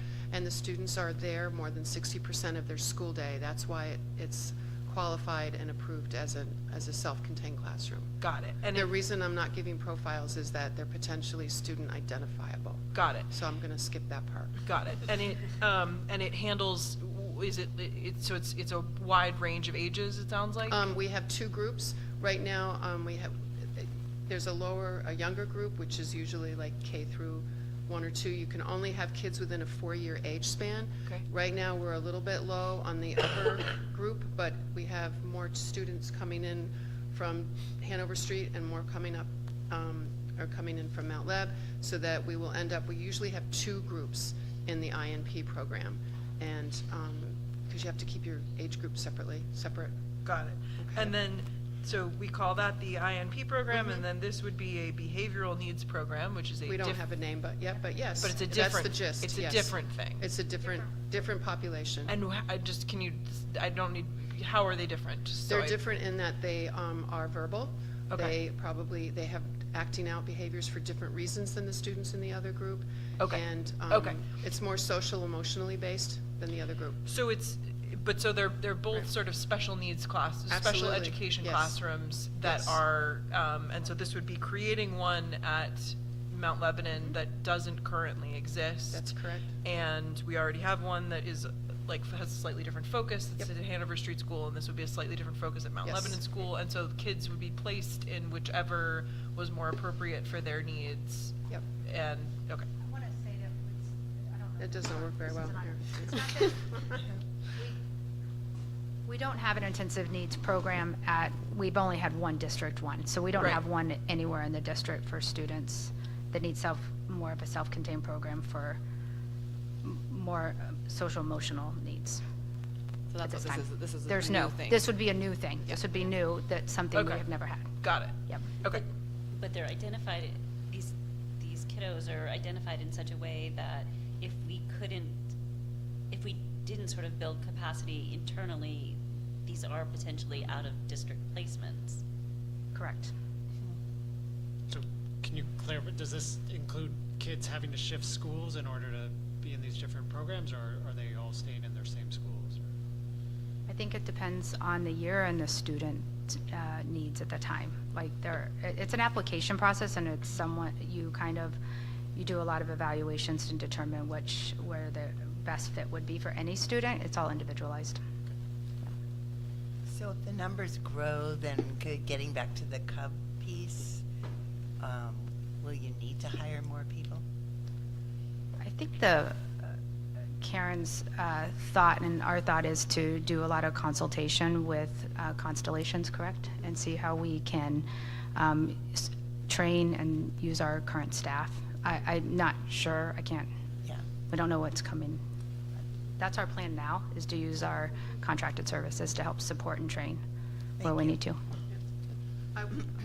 I would say that once we have the approval, to get the approval, then then we would start looking at the model and the way to approach those students. I have a few ideas. I've started these programs a couple of times, and we're using Constellations right now, but that doesn't mean we wouldn't look around to just see what meets the personality of the school, and to see what fits in with how they usually do things. What is Constellations? Constellations is a behavioral support independent program. We subcontract with them for BCBA, for certified behavior analyst services right now, and they come in and consult. They do what we call functional behavioral assessments, otherwise known as FBAs, and they help us build behavior plans for the students, and then they come in and monitor to help make sure that we're doing things so that kids are successful with those plans. Got it. Thank you. Since we just approved Karen's replacement, will he have any input or thoughts about any since he'll inherit all of this? Sure. He has a lot of experience to opening these types of programs. In his interview, he articulated when he came to Claremont, they had a lot of students that were out of district and facing the rising costs and facing they can't find placements for people. So really is a push to move them back into their home schools and meeting the needs within the school, so. I would say we're on the same page, and we're going to have a nice, long transition period, so we'll be talking to him for sure. I just wanted to make sure Yeah. he Absolutely. philosophically Yes. is Yes, in agreement philosophically. with all this. Absolutely. Yeah. It's like, we changed your job, No. surprise. Sorry, one more question. The behavioral needs program that you're talking about creating, would kids spend their entire school day there, or is it the same thing as the INP where they would spend some portion in another classroom and then? The state criteria for a self-contained classroom is a minimum of 60% of their day is in the program, which would signify some pretty significant needs for those children, that they can manage 40% of their day, you know, in recess in art or music or wherever it is that they can be successful, but 60% of their day would be in the self-contained classroom. I guess, and so, I'm just, the thing I'm more struck by is the fact that it strikes me that the behavioral needs program you're describing and the intensive needs program are both important, and also if the kids are spending time in other classrooms as well, are we doing ourselves a service by, it's the art of the possible, but what are we doing by putting one at one place and a different one at the other? Why do we not have sort of a version of each at both? I understand that's an unrealistic possibly, but what? I think that would be a requi- dream. Yeah. Sorry, I'm No, like I think that learning would about be, all of this as you're talking yeah. about That it, would and be so great. it's just That would be, I think, a dream. Right now, Mount Leb is at capacity in terms of space. We have related services on the stage and on there, so I know we have this construction, but we are at a space maximum, so we do need to look at that. As we mentioned at the last meeting, it drives the question, would the pre-K to 1 model and 2 to 4 model work with us in the future? Those are the things I think it's going to be really important for us to take a look at, those numbers and meeting the needs of students. But okay. There also might not be enough numbers in each group to actually separate them and have like a whole separate program for fewer children. And the numbers change from year to year. Like some year you may be heavier with the Mount Leb students in a program and vice versa. So you could end up with 1 child from Mount Leb and 4 from Hanover Street and then reverse. So you also want to be able to have a cohort that you can work with. Sure. Great. Sorry, Thank you. Is my understanding correct that if you're in the intensive needs program, then you'll be at Hanover Street? That's correct. In the current one, yes, that's correct. And the new Current- program what you you're would, proposing, the right? one we're proposing would be at Mount Leb. But if you needed the behavioral needs, then you would by definition go to Mount Leb. That's even correct. If you were in the Hanover That is Street. correct, yes. And the busing to pull that off, if it's a Hanover Street. We do it now. We do it. yeah, we do We do it now. We do it now. We're good. Yeah. Okay, that's Yeah. what, so it's not, so a parent who is on the Hanover Street. They don't have to worry. Okay. They don't have to worry. Perfect. Okay, other questions Yes. about this? Not this. I mean, about, sorry, you all can sit down, Okay, thank you. thank you. Thank About you. these shifts in general. I do want to mention, Amy already referred to it, but I just want to make sure we're clear that when I was reading the minutes, so this budget assumes that $73,000 that was in the budget for the SRO, it's still in there, but in a different line in the contracted services. So I just want to be clear on that. I did not reduce this budget proposed to you by $73,000. So I think you guys know that. Just want to make sure.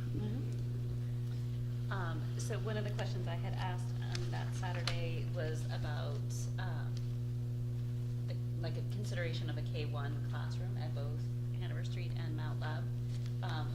So I just want to circle back and just ask, was that discussed? What determination was made? Clearly we know, I guess that, but why? We did talk about the K-1 classrooms and doing that. I think at this point, with the introduction of a new math program and with the new ELA curriculum that's coming, we felt it was important that we need to take a pause on that until our teachers felt comfortable with the materials versus them having to understand 2 curriculum materials at that one point in time. So I think the thing that sticks out to me the most, so where my struggle is with our elementary schools, and this is not gonna be solved in the 24-25 school year, but our enrollment,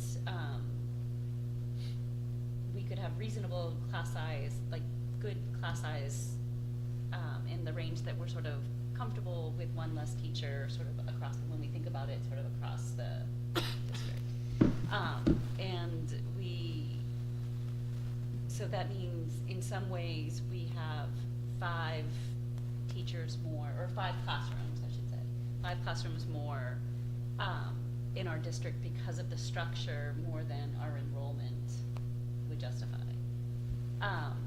So I appreciate the idea of not, like, taking a pause, not filling 2 of the 3 retirements, but in what you've proposed, I think what sticks out to me is a second grade, like, how do we tell a second grade parent at Hanover Street, like, it's okay for your child to be in a classroom of 20 versus if they were at Mount Leb, we're saying 14. So that's striking to me. And yet I want to support the not having to fill that position. So you know, I appreciate, and I'm happy about the 4th grade. I have no problem with that, but it's just sort of still trying to play with the idea of equity. We had long conversations with that, and especially around that, and knowing that the Mount Leb school, although she has that 20 and 4th grade, she's going to have to move teacher across grade level sometimes to be able to adjust. So this year the second grade next year the second grade might be at 14. The following year they might be at 20. So depending on where the increases in student population go, we'll have to adjust that piece. And I think that's something that we need to look at. It goes back to that piece too, is does it make sense for us to start having those conversations about pre-K to 1, 2 to 4.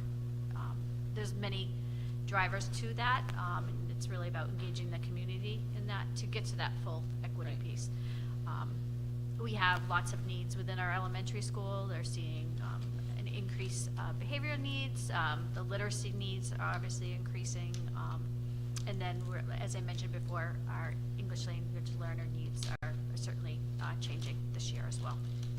So I guess that's, you know, as I was trying to project numbers out for the next, for 24, 25, and then 2 years following, if we continue having the model and the structure that we have, we're definitely, it appears, we don't necessarily need to increase staff, but we definitely will have teachers moving from like 2nd grade to 3rd grade, 3rd grade to 4th grade, you know. So like, is our staff, do they understand that that potentially happens too? I mean, that will be a conversation that we're going to need to have with them. So once recommendations are made and the board votes on that, my plan is to meet with the teachers union and then have communications with the teachers and you know, talk about what our vision is and what where we need to go. I could make a comment about that since I taught here for 34 years. They definitely happen, and they happen in the buildings that they're going to happen in ahead of time, way ahead of time. Because I've done so many different grade levels and switched from one year to another year just to accommodate the flow of kids. So it happens. But it hasn't happened in our district now for a bit. So just for moving. Oh, I don't. For Katie, but I've been here since it's happened in Mount Leb. Right. No, I think, but since we went to 4 classrooms per grade level at Hanover Street and 3 at Mount Leb, there hasn't been that. So I just want to make sure that we understand. Yeah, I think if you look at the impact that we did talk about teacher morale throughout all of the impacts on there, and we're going to have to communicate with them and the reasons why we're doing what we're doing and how we can support them in the classroom. That was one of the reasons why we wanted to add the para back, to make sure those class sizes that are bigger have that extra support. Yeah, I think teacher morale is probably more affected by trying a combined classroom on top of reading and on top of math. any new hires for that? So if we do a hire for K, are we also potentially thinking about just doing that until we have some of these other conversations and are clear with where we're going? Are we thinking that any new hires at the elementary level would just be like a 1-year contract? I think that's something that we can consider. It may be difficult to find those positions. I know there's a teacher shortage, and so it might be difficult to find a 1-year, but we could certainly pursue that option. Because again, the concern would be, like, if we did move to a combined model, then we're going to have to reduce staff because our enrollment numbers, unless something dramatically changes, won't support the number of teachers we have or number of classrooms. Right, but I think that's that conversation of like, is the community ready to move to a pre-K to 1, 2, 4? Right. So it's kind of a dual conversation of that, and do we hire 1 years and then work towards that model if that's what we want to explore, or the principals really advocated for these kindergarten positions, knowing that that's where the biggest impact is for that student learning and those smaller class sizes. So, and as you know, kindergarten's kind of how many students are actually going to be there for next year. So we'll be able to start looking at those trends. And my last question for the moment is in replacing the digital communication and citizenship teacher. I know that Tyler spoke about like what his vision for that class was and sort of what it says in the program of studies for the middle school. Seems like it could potentially provide some useful content for our students. So if we remove that position, how are we going to make sure that they still get the skills that are stated in the program of studies for that position? I think we just have to look at the curricular piece. Colleen, if you want to come up too, I think some of the current curriculum is a little outdated for that. So this was something that we feel it could be embedded into other classes, but I'll let you. Yeah, and that's the other thing that we looked at is where else can we put those pieces throughout the curriculum? It can be taught in ELA, it can be taught in social studies. So we would make sure that it was covered. We would just find a different avenue. Perfect. And the teacher that's there, multi-talented, wonderful, so we were trying to be budget conscious and, but we will make sure that that is covered. Great. Thank you. Other questions? Crossing guards, sorry. Yes, that's next. So just for the board to know, we had that discussion a while ago about the crossing guards, and that if we lost the SRO, eliminated the SRO position, that then we would be responsible for the crossing guards. We've gone back and forth, talked to the mayor and talked to the city manager, and at this point they're moving forward with the idea that we will take on the crossing guards ourselves. They just sent some numbers today. There are currently 3 crossing guards, 2 intersections in West Lebanon, and then the Evans Drive crossing at Hanover Street and the high school. The budget for those 3 positions is $21,030, so just barely total. Because they only work from 7:30 to 8:30 and from 2:30 to 3:30, so 2 hours a day. They're scheduled, according to the city plan, they're scheduled to make $18.45 an hour in 2024. I mean, obviously that would depend on what we decide to do. And if we added an additional crossing guard out here on Route 4, then that would probably bump that up to closer to $30,000 for the 4 of them. And the police department has volunteered to help us with the training and the equipment and sort of things like that. So they're fine with continuing to help us in that regard. No. Sorry, it's like. No, I just want to make sure we included that.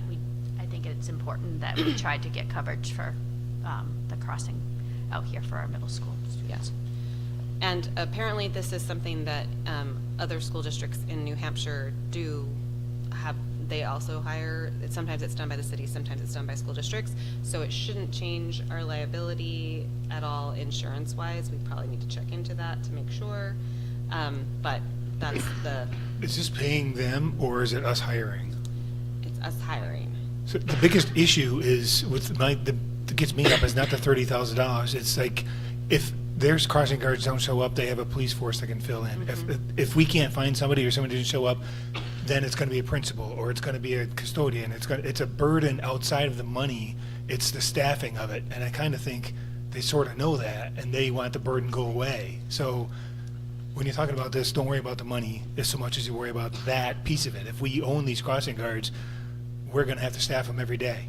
So at this point, we don't have a choice, because they are eliminating it from their budget. The heck? So With the community resource officer potential back there, will they? there's been no, as of today, no, that didn't factor into it. So, I don't know, we would need to talk about that, and that is potentially That's a role really- for the community resource Yeah. officer to fulfill, which would be great, which they already do. I mean, our SRO already does that sometimes, so I think that, and police officers in general do that often.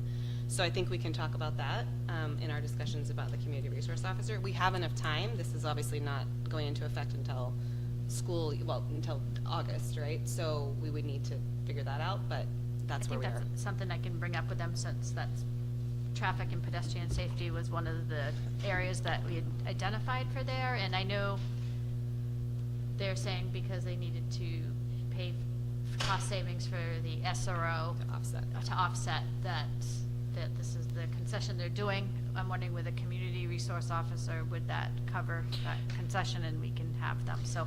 Well, I think it's, what's completely irritating to me is that,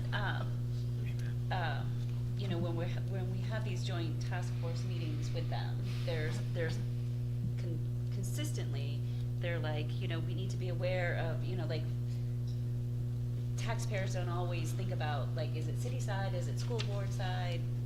You know, it's a, like, we together affect the taxpayer. So I'm trying to understand, when they have a $114 million budget, like 30,000 to them. I don't understand this.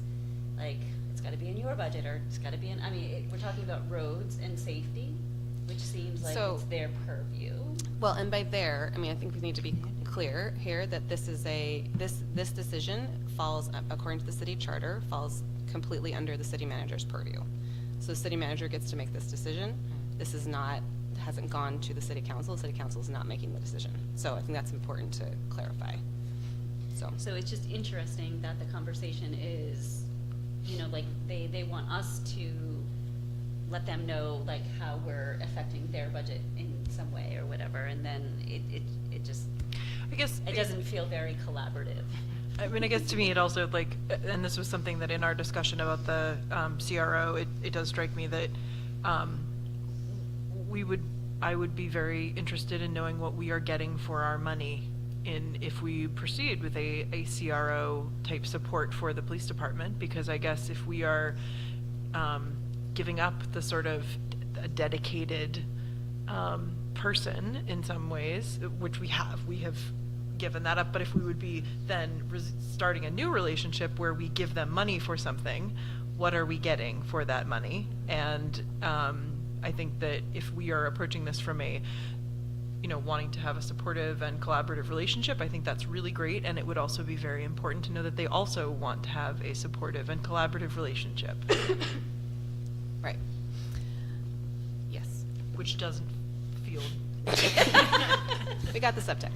Yes. So I guess I go back to Tim's point, though. I guess I would go back then and ask the police department if we have an outage, a staff outage of the crossing guard, is that now a public safety event where you would actually dispatch an officer to help us for that one day? Because that seems like a reasonable ask and something that the police department should be doing if we can't find a substitute crossing guard for the day.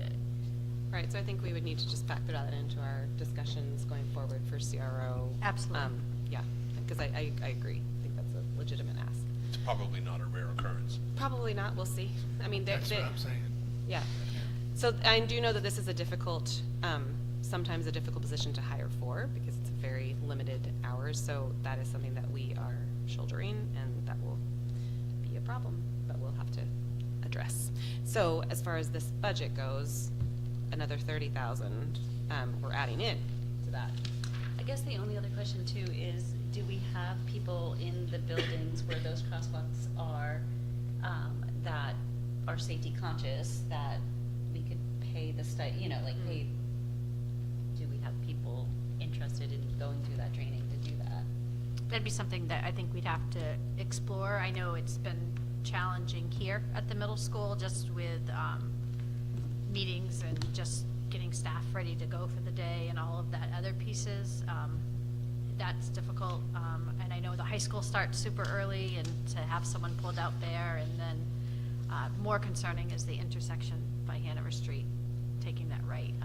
That lady, a lot of people come flying through there every day, so making sure that we have someone there for the student safety. Okay. So do we have other questions on the budget shifts? So I wanted to say, I really appreciate the thoroughness of the work that the administrative teams have done. I appreciate the creativity that has gone into this, and I appreciate the flexibility that has gone into it as well. We asked for a lot of things to be considered. They were clearly considered, and clearly considered in great detail, which I very much appreciate. So I just wanted to thank the administrative team as a whole for that, and for coming up with these proposals, which I also appreciate. Thank you. We did want to add, and it was not highlighted there, we did get the cost for the middle school helmets. It's included in our budget, and it's $4,000. So I apologize for not getting back to you on that. Perfect. So I think before we have any, we need to do Yes. the numbers. Right. So we are going to, before we take any action on this, we're going to have a break, 5-minute break. We then will go into non-public because we have to talk about the SAU salaries, and then we'll come back. But everyone who is here, I do not believe is needed after we come back from a non-public. So should you disappear, that's fine. Thank you all for coming. We appreciate that. And so we will have a break until 8:25, and then we'll go into non-public, and then we'll return to here. I think the only thing is, as long as we are not going to make any changes, if we think that we wouldn't want to make any changes without them having say. Oh, yes, that's true. Do we feel, that is very true. Hold on. Hold on. Thank you, sorry. That is a good question. So we're going to do the nod thing, because we're not actually going to take action on this yet, because we can't yet. But are there any, according to this proposal, are there any changes that the members of the board would like to propose, would like to see different from the This proposed? and/or the budget in general. And/or the budget in general, yes. No, I mean, it's in front of you. Don't look at me like you have no idea what I'm talking about. No, we're talking about these changes, this list of changes. Is there anything in this list of changes that we do not agree with? No, that's fine. All right, great. And in the rest of the budget, which we have in your giant binders that you've looked at before, which we've also talked about extensively, is there anything that you want to change in that besides what might happen with salaries? Do we still have the trees? The Trees. Yes. We speak for the trees still, don't worry. Trees got cut. All right. And I still have feelings about it. Okay. It's okay. It's All okay. right. So we will not make changes on those. Thank you. Thank you for clarifying that. We'll come back and make actions. You don't have to be here for the action because we're going to accept this. Yay. All right. We're break for 3 minutes now, and then non-public.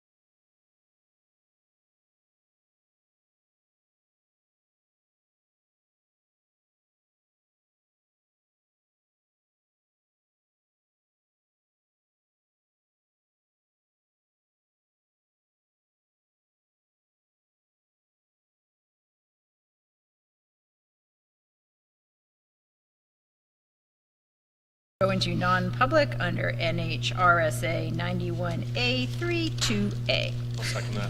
Okay, motion by MJ, second by Steve. All right, Kevin, Yes. Jessica, Yes. Steve, Yes. Mary. Yes. MJ, Yes. I'm a yes. Wendy. Yes. Tia. Yes. And Lisa, are you there? I texted and called, so I don't think she is. Okay, we're gonna go ahead to non-public. We'll be back.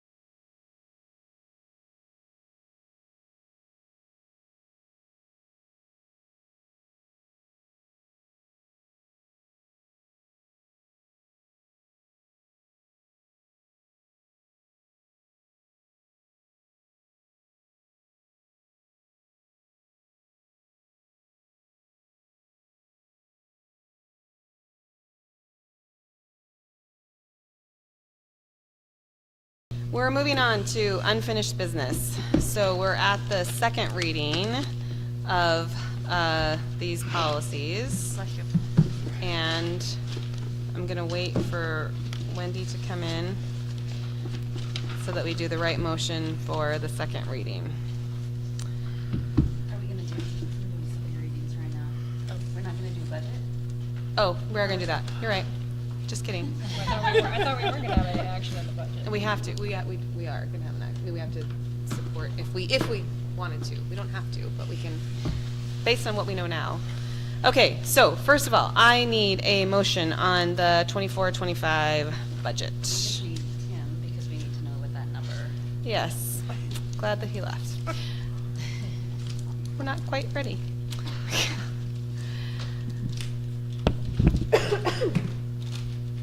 One moment, please. Need you, Tim.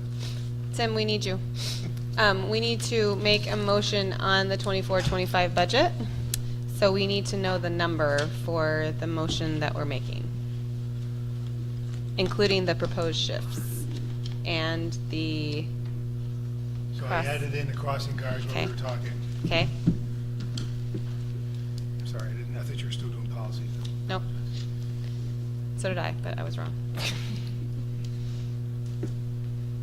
So the motion would be for the general fund, which is all I'd really want you to do tonight, because I was thinking about this. The gross number will be on the warrant, which you can't approve the warrant tonight. I don't know if you're thinking, we're not there yet, and I have to modify the default. So the general fund is what I'd love a motion on for 53,836,420. Okay. Ask one question. And that is a raise of, sorry, an increase of? No sound is coming through. Oh, jeez. Sorry. We're having trouble with the sound. There says no sound is coming through on Zoom. She's going to go out and come back in, okay? 7.89. And you know what that total is a tax increase of? On the tax rate? 154. I'll turn on the, whatever this thing is called, the Blu-ray. Oh, there we go. Okay, can you still not hear us, Lisa? I'm gonna give it to a panelist. Okay, we're going to promote you to a panelist. The 30,000 increase didn't increase the tax rate at all, so. And so your figure at the bottom, the 768.26, that's on a 300,000? 500. Or did you do 5? 500. And where's the add 97,000 up there? This is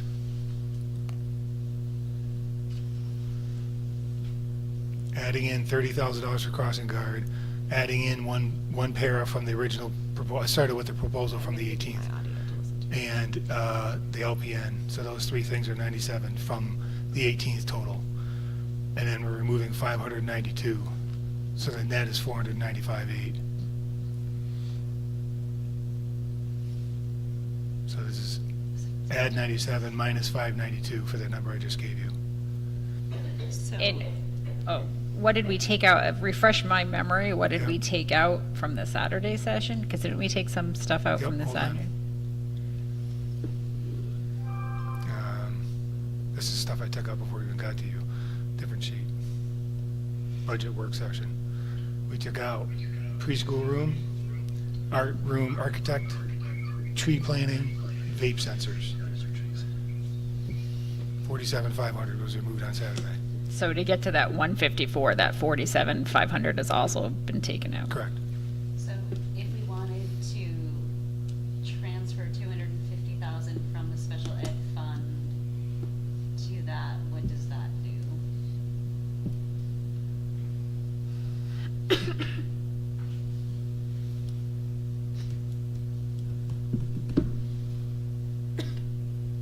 No, sorry. No, that we transferred from the current fund to offset. Right.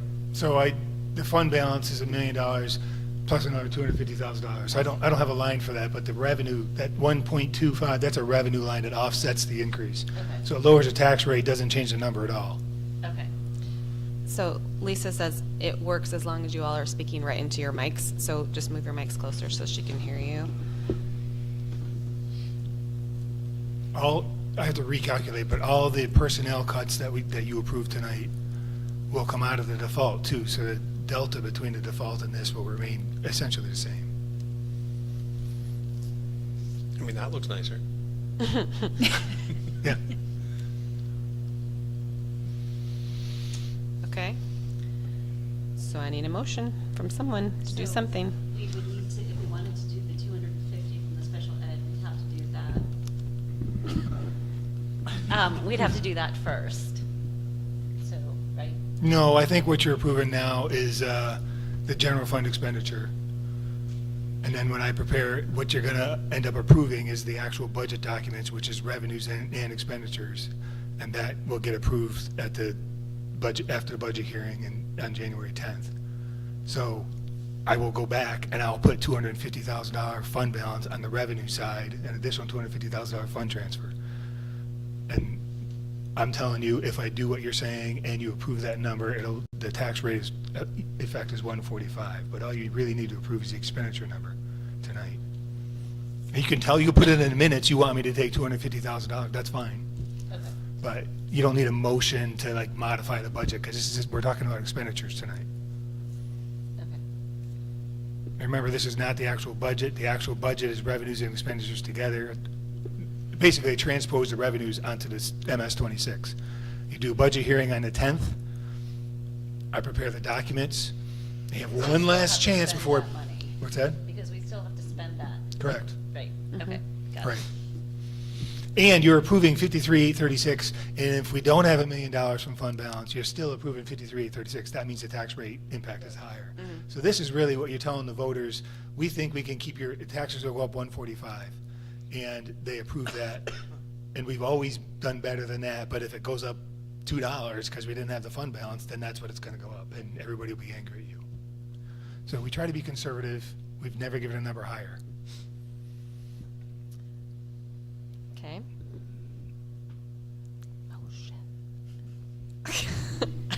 So I'll make a motion Okay. to accept the general fund budget for the fiscal year 24-25 of $53,836,420. 400. Sorry. Want me to try it Yeah, again? mhm. $53,836,420. I'll second that. Okay, so motion by Wendy, second by Steve. Do we have those numbers correct in the minutes? So we might need to repeat them.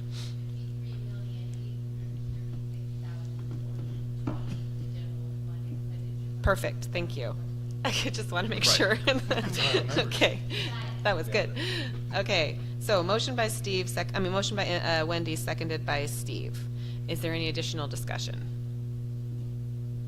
So, I just have another clarification question. So where does the 600,000 that was to go into the capital reserve fund, where does that sit in the 53,000 number? Is that leftover money that then gets put in, like at the end of the year, if we have $1.6 million left, Well, the first 6 goes into the capital reserve? I did want to spend a minute or two. I hope you looked at the warrant. So what typically happens, and I just copied, I don't even think I renamed the number yet, but you'll see the last article in there is what we typically say is, do you want to put money into X fund? 600,000 is the number used to come out of any money that's left at the end of the year. The first $1 million is used to offset taxes. That's the $1 million we talk about here. So that's what we've typically done. This budget, remember, does include an automatic $200,000 contribution built into this budget to that. So if this budget gets approved, and even if you don't have $1.6 million left, you're still going to put $200,000 into the cap reserve fund next year because it's an actual budget line item. But we could get 800. You could get 800. Right. Or whatever you want to make that warrant article. So that's where the 600 is. So in this year's budget, you'll see it on the report I gave you that there's a line transferred to capital reserve funds, $600,000, and I haven't cut the check yet, but it's reserved. So you'll see it's on there. That's what happens, is it gets added to the budget. Okay. Any other questions or discussion? All right, we're going to do a roll call vote again. So I'm not going to repeat the motion. Now know what it is. So Tim. I'm looking at Tim. Kevin. Yes. Jessica. Yes. Steve. Yes. Mary. Yes. MJ. Yes. Me, I'm a yes. Wendy. Yes. Tia. Yes. Lisa. Yes. Okay. All right. That passes, and then you will get back to us with the other warrant articles after we do the budget hearing. Correct? Yeah, I'm gonna take the warrant articles that are in your packet now. I'm gonna put in the budget numbers that just got approved and the default number. And at the 10th,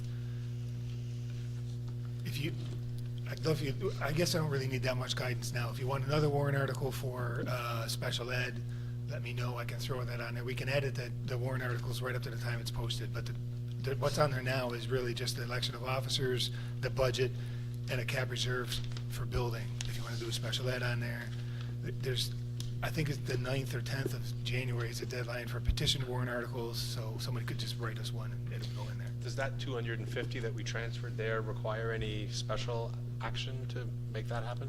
Well, I think you need to approve, what I was thinking about, because we didn't know we were going to go tonight, is on the 10th, you're going to approve the total gross budget.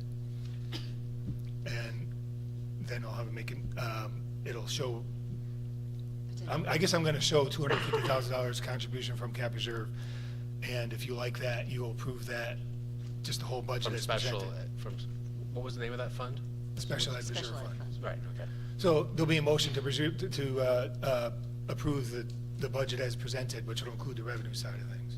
So And we that'll be could- the official thing. We could add a warrant article if we wanted to put 250 back in to bring it back up. Special ed, yeah. Before Yeah. we sent money back. If we wanted. If we wanted. Right. The only other question too I had about the warrant article last year, and I'd have to look back, last year we had a little note where if something didn't get approved, then it. Right, that was referring to the Oh, that we could negotiated. open, okay, I didn't. But we know. don't have any contracts to Correct. put. I just wanted to make yeah. sure that wasn't tied to the budget thing. No, so it that was all kind of those CBA. negotiations. Okay, perfect. It was about holding a special meeting if it If went it down. didn't get approved. Yeah. Okay. Okay, great. Thank you very much. Thank you. Thank you for all your help. Okay, we're moving on to discussion and action of the second reading of these policies. Can I get a motion on this? So I will make a motion to approve the policies under unfinished business that state second reading. Yeah, Okay. through H. Yes, B through H. B through H. So Okay. is there a policy? Oh, no, actually, B through G. B through and then G we have because H the is being withdrawal. withdrawn. H. Is there a policy that somebody has specific questions about in this file where we need to pull that out? Yes. Yes. So first we I'll need a second second. Steve seconds. Thank you. Thank you. And then Wendy's asking, is there a policy in this group that anybody wants to take out of the motion to get additional information or discussion on? No, I don't think so. We talked about this all already, so. Okay. No? Okay, so we will take a vote on this motion. Kevin? Yes. Jessica? Yes. Steve? Yes. Mary? Yes. MJ? Yes. I'm a yes. Wendy? Yes. Tia? Yes. Lisa? Yes. Okay, great. Thank you all. So I'll make a motion to withdraw policy ILDA. Okay. I'll second. For lack of a better thing to do. All right. I don't think we have any additional discussion on this one. This has just been withdrawn, so we are all in favor of that. All right, Kevin? Yes. Jessica? Yes. Oh, sorry, Sorry. ILD. ILD, yes. Sorry. Ooh. No, I thought you were. No, withdraw. it Okay. is, it is, it's ILDA. Sorry. It is ILDA. Oh my gosh. It's okay. It's all right. It's late. I was like- Okay, it's ILDA. Kevin? Yes. Jessica? Yes. Steve? Yes. Mary? Yes. MJ? Yes. I'm a yes. Wendy? Yes. Tia? Yes. Lisa? Yes. Great, okay, thank you. All right, that moves us on to new business. So we're not doing A because we've already covered that, and we're not doing B because we are not needing to do that right now, correct, Tim? 10B, the warrant articles. Tim? Must be looking at, I must have an old agenda. Okay. It's like, that's not my 10. Yeah, we don't need to do that right Okay, now. great. So then we're moving to discussion and action June 19th federal holiday designation. Well, I mean, or we can do them. We can go ahead and go to the policies. We'll go quick. June 19th, It's fast. obviously, Juneteenth is a federal holiday.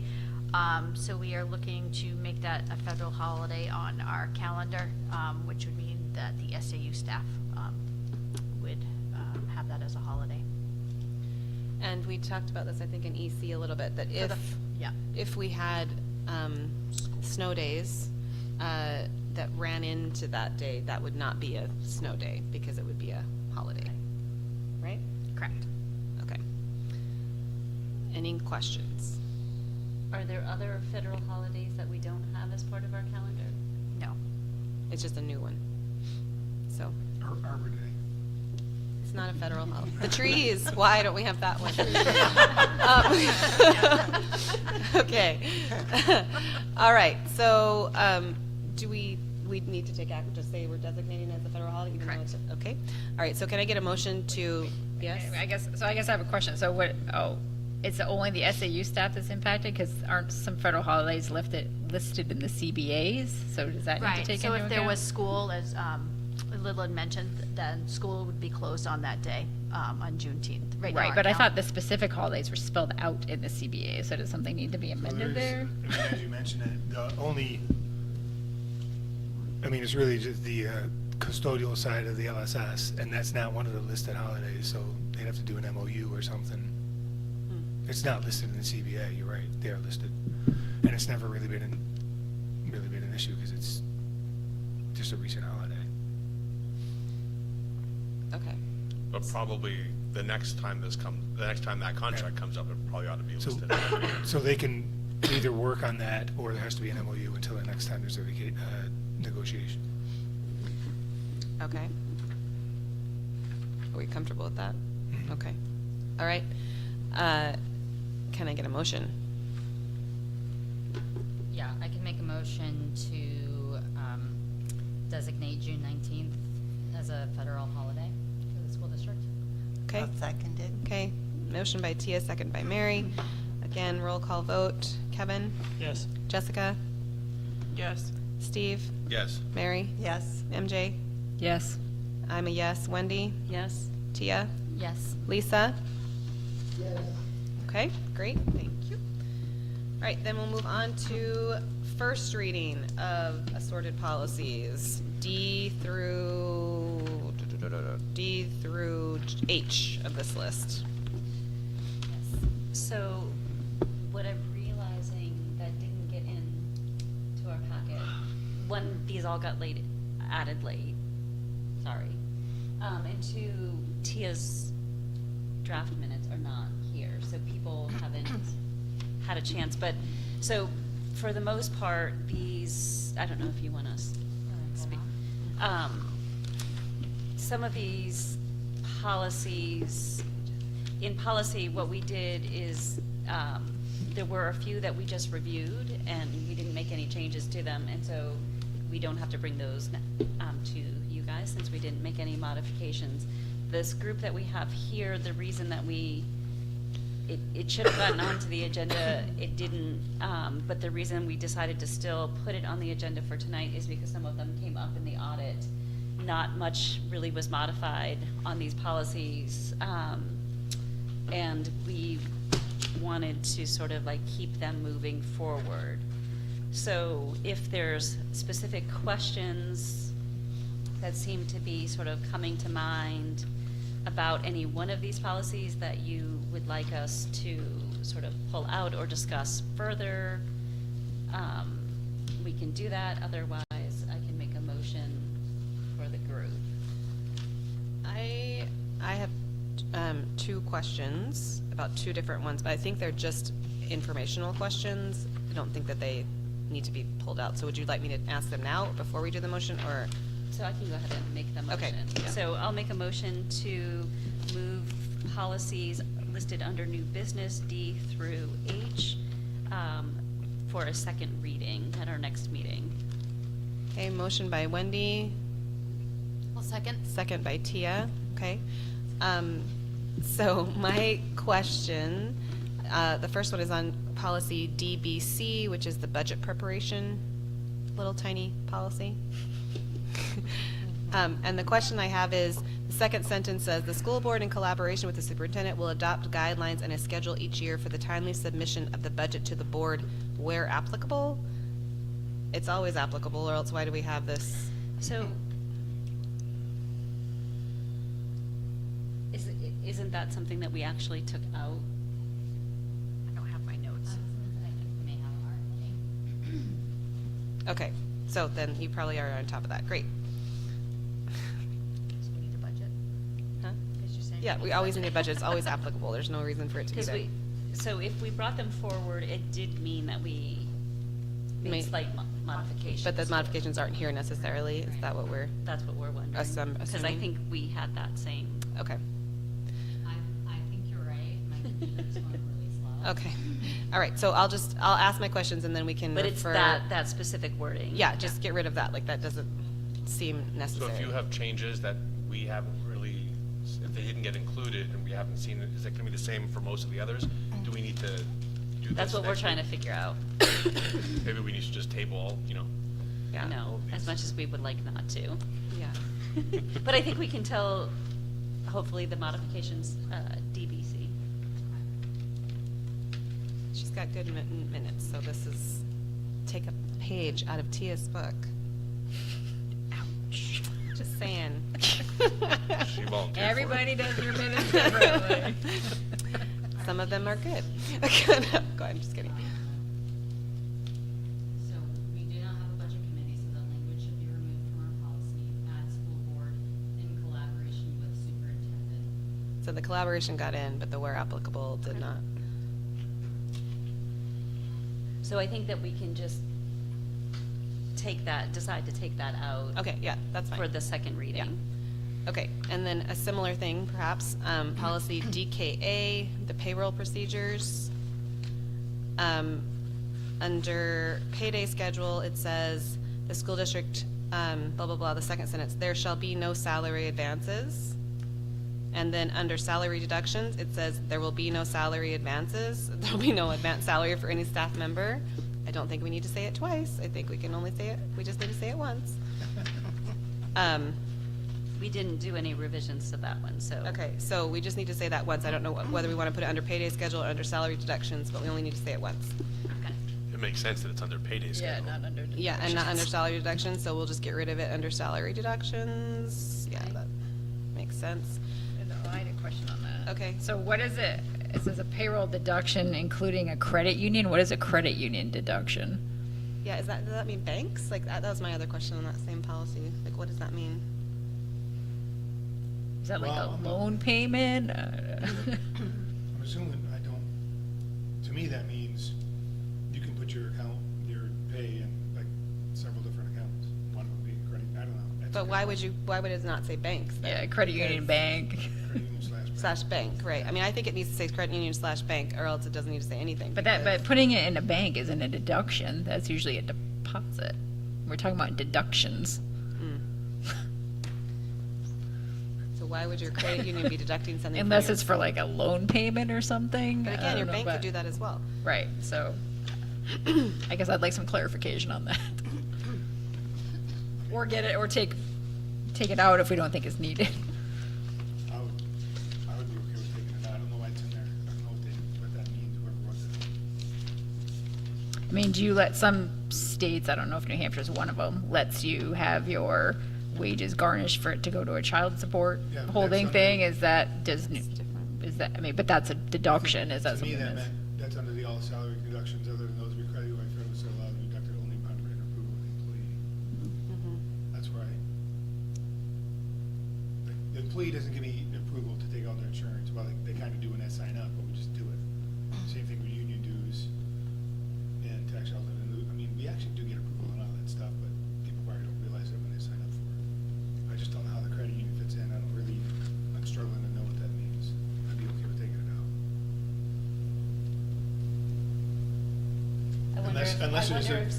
Is there some sort of RSA that makes a bank and credit union different, so you have to have that in policy for a credit union? I don't know. Well, I wonder too if some SAUs have some kind of An SAU credit union. or something like that, so that, or tied to some sort of credit union, but that's not ours. But again, that's not a salary deduction, that would be a No, but deposit. if they have a loan out through the local, the school credit union. Okay, I think we need to ask like a question. Like that might be a legal question. I don't, I'm reading sort of. Because under the legal reference, it's interesting with RSA 194C Superintendent Services, so Yeah, what I'm is that? wondering, we might need to review the RSA. Okay. I know like certain superintendents in terms for retirement board and I mean, I can opinion for that, so. tell you what Google says if you're curious. Yes, what does Google say? Payroll deduction allows you to have a portion of each payroll check deducted and deposited to a credit union account. Members who wish to deposit their entire paycheck to a credit union account should consider direct deposit. So it sounds like they're different things, and I don't. So I think it's one of those things that it's sort of in the New Hampshire School Board Association. It's nothing that we've added. Right. So even if it doesn't apply to us, I think it's one of those things that just sort of leaving it there. There's no harm in that. Okay, so that's fine. I just want to make sure we know what we're doing. And the rest of the questions that I have are not questions. On board member conflict of interest, I just rewrote that entire third paragraph so that it does not say his, her interests, so that it only says their and its interests, and it just is plural. So I'm just letting you know that those are the changes that I'm going to give to Amy, so that it's not right. I got it right here, so that it's just reads better and it's not awkward. And so I took that out of the third paragraph, and then also there was one in the fifth paragraph. So I'm just telling you all. That was policy BCB. Yes. And those are all of mine. That's it. Yep. So then, Steve's point is a good one. So do we think that the changes that you all discussed were made in these? Okay, good. So we can go ahead and do the motion, vote on the motion for the first reading. Okay, excellent. With these modifications. With these modifications, okay? Move it to a second reading. All right, so we're amending the motion then to say we're moving to a second reading with the modifications from today, okay? Kevin? Yes. Jessica? Yes. Steve? Yes. Mary? Yes. MJ? Yes. I'm a yes. Wendy? Yes. Tia? Yes. Lisa? She's still there? Oh, she's dropped out. Oh, she's here. Oh, she is. Okay. Lisa, can you hear us? Yes. Okay, great. Appreciate that. All right, and discussion and action. Acknowledge and approve a donation of $1,500 from an anonymous donor to pay for students at MLS who owe money on their lunch accounts. So, can I get a motion first? I'll make a motion to approve a donation of $1,500 from an anonymous donor to pay for students at MLS who owe money on their lunch accounts. I'll second that. Okay, motion by MJ, seconded by Steve. I'd just like to thank the anonymous donor. We appreciate any support from the community for our students, particularly for them to be able to eat their lunch, which we appreciate as well. Do we know, does that amount wipe them all clean? Or does that 1,500 clear all the accounts? I actually don't know. I know, in district-wide, we have a bad debt of around $8,000, but I don't know how it is by school. So it's probably close. Okay, so we appreciate that. So are we sort of seeing bad debt in alignment to what we did before we had the free meals? I'll give you a report as the year goes on. It is higher. It is higher than it was when we last made people pay. But sometimes it's timing. It's when people get into the free and reduced lunch program. So, and we're keeping a watch on it. We usually have historically been around 3,500 to 5,500 in bad debt by the end of the year. And I think we're about 8 right now, so I'm hoping that comes down. Okay. Yeah, I mean, we have to do, I was just wondering if we were done talking about it. Okay, so we need to take action on this motion to approve. Kevin? Yes. Jessica? Yes. Steve? Yes. Mary? Yes. MJ? Yes. I'm a yes. Wendy? Yes. Tia? Yes. Lisa? Yes. Okay, thank you. All right, committee updates. Finance and Facilities met on Thursday, November 16th. Yeah. It was a long time ago. We had an update on the renovations at the high school and Hanover Street School, and at that time they were on time and on budget, and they were starting to have a preliminary discussion about the extra money from the interest, which we then had tonight, so that was an outdated discussion now. We had an update on the Mount Lebanon School. They've taken out the carpet, put in new carpet in the 2 classrooms, and it seemed to have mitigated the smell at that time. I'm assuming all still good at Mount Leb. Yes. They were looking for director of facilities. They were getting ready to have interviews. Sounds like we had those interviews. The position is still open. And then we just had a discussion about the CIP and kind of how to harmonize it with the city CIP and how we'd like our document going forward. We looked at a binder that had some old documentation to go with the dollar figures and the project description, which people seem to like. So we're talking about revisiting, creating that binder again as part of our CIP. And I think that was about it. And I can't remember. Oh, and our next meeting is December 21st at 4:15. Okay. Policy met Monday, November 20th. Yep, and we just did it. We just did it. And their next meeting is Monday, December 18th at 8:15 at the SAU office. Education Committee met Monday, December 4th. Yep, Education Committee met, and we reviewed the handbooks, and which were updated with the, provide some consistency with our policies and with each other between schools. And we also looked at the proposed potential calendars for the school year 24-25. And all of those will come to the full board. Yeah, yeah, for the future. Yes. And our next meeting is, EC's next meeting is Monday, January 8th at 4 p.m. P&M next meeting to be determined. Student Wellness Advisory Committee, their next meeting is Wednesday, January 3rd at 3:30 at SAU. HACTC met Tuesday, November 14th. Sure. It was an experiential meeting where we got to weld, we got to use saws and change a tire. So Mary was not able to attend, so she left me to my devices. Can I change committees? That sounds fun. I know. It was quite exciting, so. Okay, and your next meeting is Tuesday, March 19th at 10 a.m. in HACTC. Area Committee, our next meeting is Tuesday, February 27th at 6 p.m. at Plainfield Elementary. The School District City Task Force met Thursday, October 26th. Does anyone want to tell us how that went? I think we updated from the last. Oh, we Yep, did before. we did Okay, that. great. Next meeting will be Thursday, January 25th at 6 p.m. at City Hall. And boy, aren't they gonna get it. I know, seriously. It's going to be a tense meeting. Future agenda items, board member recommendations or questions. Jessica. I was hoping to have the SAU staff update us on the implications of the Conval and Rand rulings at some point. Sure. We can put that on the agenda. City Manager Mulholland, who was originally scheduled for tonight, but the city budget meeting is tonight, will likely come to our January meeting as well. Okay.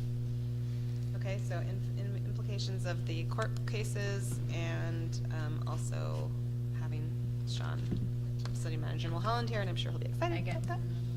Yes. Okay, another one. So following up on the sabbatical discussion, last year, we had someone on sabbatical, and I believe they're back this year, and we had also asked to report back to the board when they had completed their sabbatical, and I don't believe we ever followed up on that. Sure, I did have a question about that. Karen Du Bois had mentioned to me, do you want that report to EC, or would you like that sabbatical report to come to the full board? I personally would like it to come to the full board because I don't want to sit on EC, but. Sure. And I would like the taxpayers to hear the discussion of what they did on their year away. Yeah, I think coming to the full board would be good. Too, if they're back and they're in the classroom, I would also like to hear how they're bringing that to the classroom. Right. Additional future agenda items or board member recommendations or questions? No? Okay. Important dates are we are not having a school board meeting on the 20th, so we will take that off the agenda. Our next school board meeting and public hearing will be Wednesday, January 10th at 6:30 p.m. here. Can it be modified to say budget public hearing, just so Yes. it's in the agenda? And public budget hearing. Yeah. Absolutely. Thanks. And the deliberative session is coming up in Saturday, February 3rd at 9 a.m. at the LMS cafeteria, and the snow date is February 5th, which is a Monday, at 6:30 p.m. here. Yes, Steve. I move we adjourn. All right, a motion to adjourn. Can I get a second? Mary seconds. And we're going to do roll call, final roll call. Kevin? Yes. Jessica? Yes. Steve? Yes. Mary? Yes. MJ? Yes. I'm a yes. Wendy? Yes. Tia? Yes. Lisa?